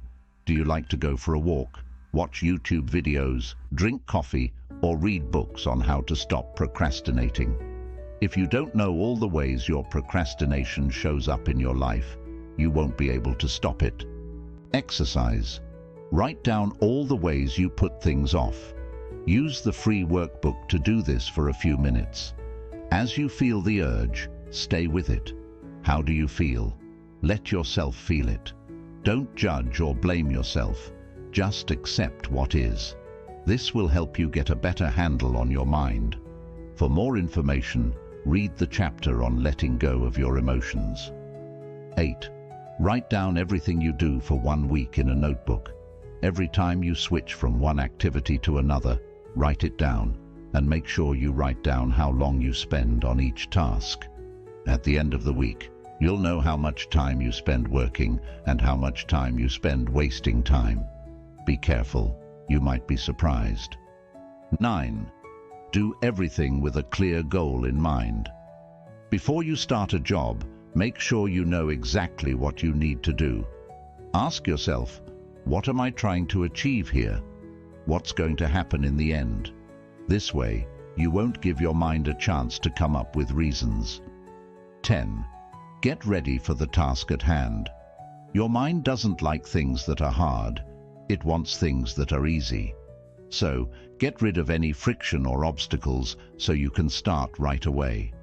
For example, if you want to run, put your running gear next to your bed so you can go run as soon as you wake up, but only after a full warm-up. For computer-related tasks, clear your desk of all distractions and make sure you can get to all the files you need. If you don't want to put too much pressure on yourself, why not start small? Instead of writing 2 pages of your manuscript, why not write 1 paragraph? Instead of working out for an hour, why not start with 5 minutes? Breaking down your task will help you stop putting it off and also help you get going. So, whenever you can, start small to lower the pressure. 12. Get quick wins. Facing big tasks every day will kill your motivation and set you up to fail. Break your tasks up into smaller pieces and set easy-to-achieve milestones. This will help you get into the habit of finishing all of your tasks, and as you get quick wins, your self-esteem will rise. Set small goals every day and stick to them for a few weeks. This will make you less likely to put things off. 13. Don't think about what you're going to do. Just do it. Once you start working on a task, you'll often enter a state called flow, where things become easy. You'll be so focused on your task that you won't need to be motivated. To make it easier, decide to work on a task for only 5 minutes and see what happens. Take away any pressure or desire to do a good job and let yourself do a bad job. You'll be in a flow state. 14. Make daily habits that will help you. For example, if you tend to put off doing important things, make a promise to do them first thing in the morning. If you want to write a book, start writing every morning. Set a small goal, like writing 50 words a day, and do it every morning. As you stick to this schedule, you'll form a writing habit that will make you less likely to put things off. 15. Visualization. Visualization can also help you stop putting things off. Here are 2 ways to do it. First, picture yourself doing the task. For example, picture yourself turning on the computer, opening the file, and writing. Or picture yourself putting on your running shoes and going for a run.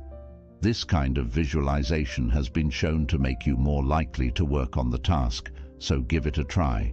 Second, picture yourself having finished the task. How would you describe it? 16. Make yourself accountable. If you have trouble finishing a task, you might need some accountability.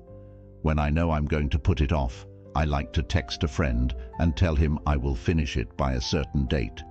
Having a regular accountability partner is another way to make yourself accountable. You could talk to them once a week and share your list of goals. You could look at the important tasks you're likely to forget. Action step. Use the right part of the paper to follow the 16-step process. People often say that motivation doesn't last, but so does bathing, which is why we recommend it every day. If you don't feel motivated, it's likely that you don't have an exciting vision to work toward. People who do have an exciting vision may face setbacks and feel frustrated or even mildly depressed along the way, but they usually stay motivated. Lack of motivation is another sign that you're not following your bliss. It means that what you do and who you are not in line with each other. The word enthusiastic comes from the Greek and means filled with the divine. If you lack enthusiasm, you're probably not in touch with who you really are. I've never heard of a Nobel Prize winner quitting early because they were bored. In fact, most of them will work until the day they die. There's no reason you don't have motivation. You're just not doing what you should be doing. You haven't challenged yourself enough and haven't come up with a vision that inspires you. Maybe you're stuck in a job that you hate or are only there for the money or because your parents want you to. In that case, it's no surprise that you don't have motivation. You can get your motivation back though. How can a lack of motivation help you grow? A lack of motivation means you need to make your life more in line with who you are. This means knowing your strengths, personality, and preferences well and making sure you use them every day. If you know your strengths, but spend most of your day doing things you're not good at, you probably don't feel very motivated. Sadly, many people don't do this. Working on something you love and are good at is very different from working on something you hate. I can say from personal experience that doing what feels right to you can give you a lot of motivation and energy. Have you noticed that you tend to like the things you're good at? You might not enjoy the task itself, but getting praise makes you feel proud of yourself and good about yourself. Think about it. Would you still enjoy doing the same thing if you were constantly told how bad you are at it? The point is that you are good at some things and enjoy doing other things. Once you figure out which ones it is, you'll be more motivated to do them. You might even enjoy things you never thought you'd enjoy doing because you're good at them. You might need to change your job description, move up in the same company, or even switch careers in order to focus on your strengths. Remember that if every second of the day is hard, you're probably not doing what you're supposed to be doing. Your job is to find your strengths. Finding out what your personality is like is related to the last point because it affects what you're good at. For example, if you're an introvert, you might choose a different career path than someone who is an extrovert because you might enjoy spending most of your time alone or in small groups and avoid jobs where you have to talk to clients all day. You might also do better in a quiet environment. There are also things that matter to you that will affect how motivated you are. For example, if you value independence, then working for yourself might be better than having a 9-to-5 job. On the other hand, if you like new things and want to learn all the time, then doing the same thing over and over again might not be very satisfying. It's important to know what drives you. Sometimes you don't feel motivated because you set a goal in a way that doesn't inspire you. The goal itself may be something you really want, but the way you work on it isn't motivating you. For example, if you want to lose weight, do not base your goal on anything that makes you feel good. If it doesn't make you feel good, you won't be motivated to reach your goal and will have a hard time doing it. You can also ask yourself why you don't want to lose weight. This might help you figure out why you're having trouble losing weight. For example, if you eat too much because it makes you feel good, you should ask yourself why. Is it a habit? Is it because you're stressed? Is it because of where you live? Is it a way to escape something? It's important to know why you're doing something. If you have a strong why, you can do anything. Motivation comes and goes. It's important to note that you don't have to be driven all the time. No need to be hard on yourself when you don't feel like doing anything. To stay on track with your goals, develop the self-discipline to do things even when you don't feel like it, and learn to love and forgive yourself instead of blaming yourself for everything that goes wrong in your life. You will be more likely to take action when you lack motivation. There should be a daily routine that helps you reach your goal. For example, you could work on a task for a certain amount of time first thing in the morning. One way to build self-discipline is to stick to that routine every day.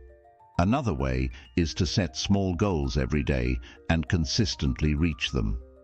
Self-compassion means not being hard on yourself and instead giving yourself praise. You can read my book, Wake Up Call: How to Take Control of Your Morning and Transform Your Life, to learn more about how to make a morning routine. When you're stuck, you don't want to do anything or feel stressed, and you don't always know why. This is usually because you have too many open loops in your life or have been putting off a big job. Let's look at what you can do to get unstuck. A simple 3-step plan to get unstuck. 1. Write down all the things that need to be done. 2. Pick one thing you've been putting off and do it.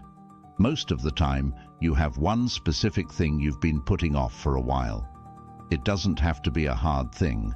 Once you commit to doing it and finish it, you'll feel so good that you may end up doing many more things. You'll start building momentum and be able to get unstuck. If you can't work on that one thing, start with something easier. This will also help you build. When you've been putting off too many jobs or have too many unfinished projects, you can close open loops by 1. Write down all the things you need to do or projects you want to finish. 2. Give yourself a certain amount of time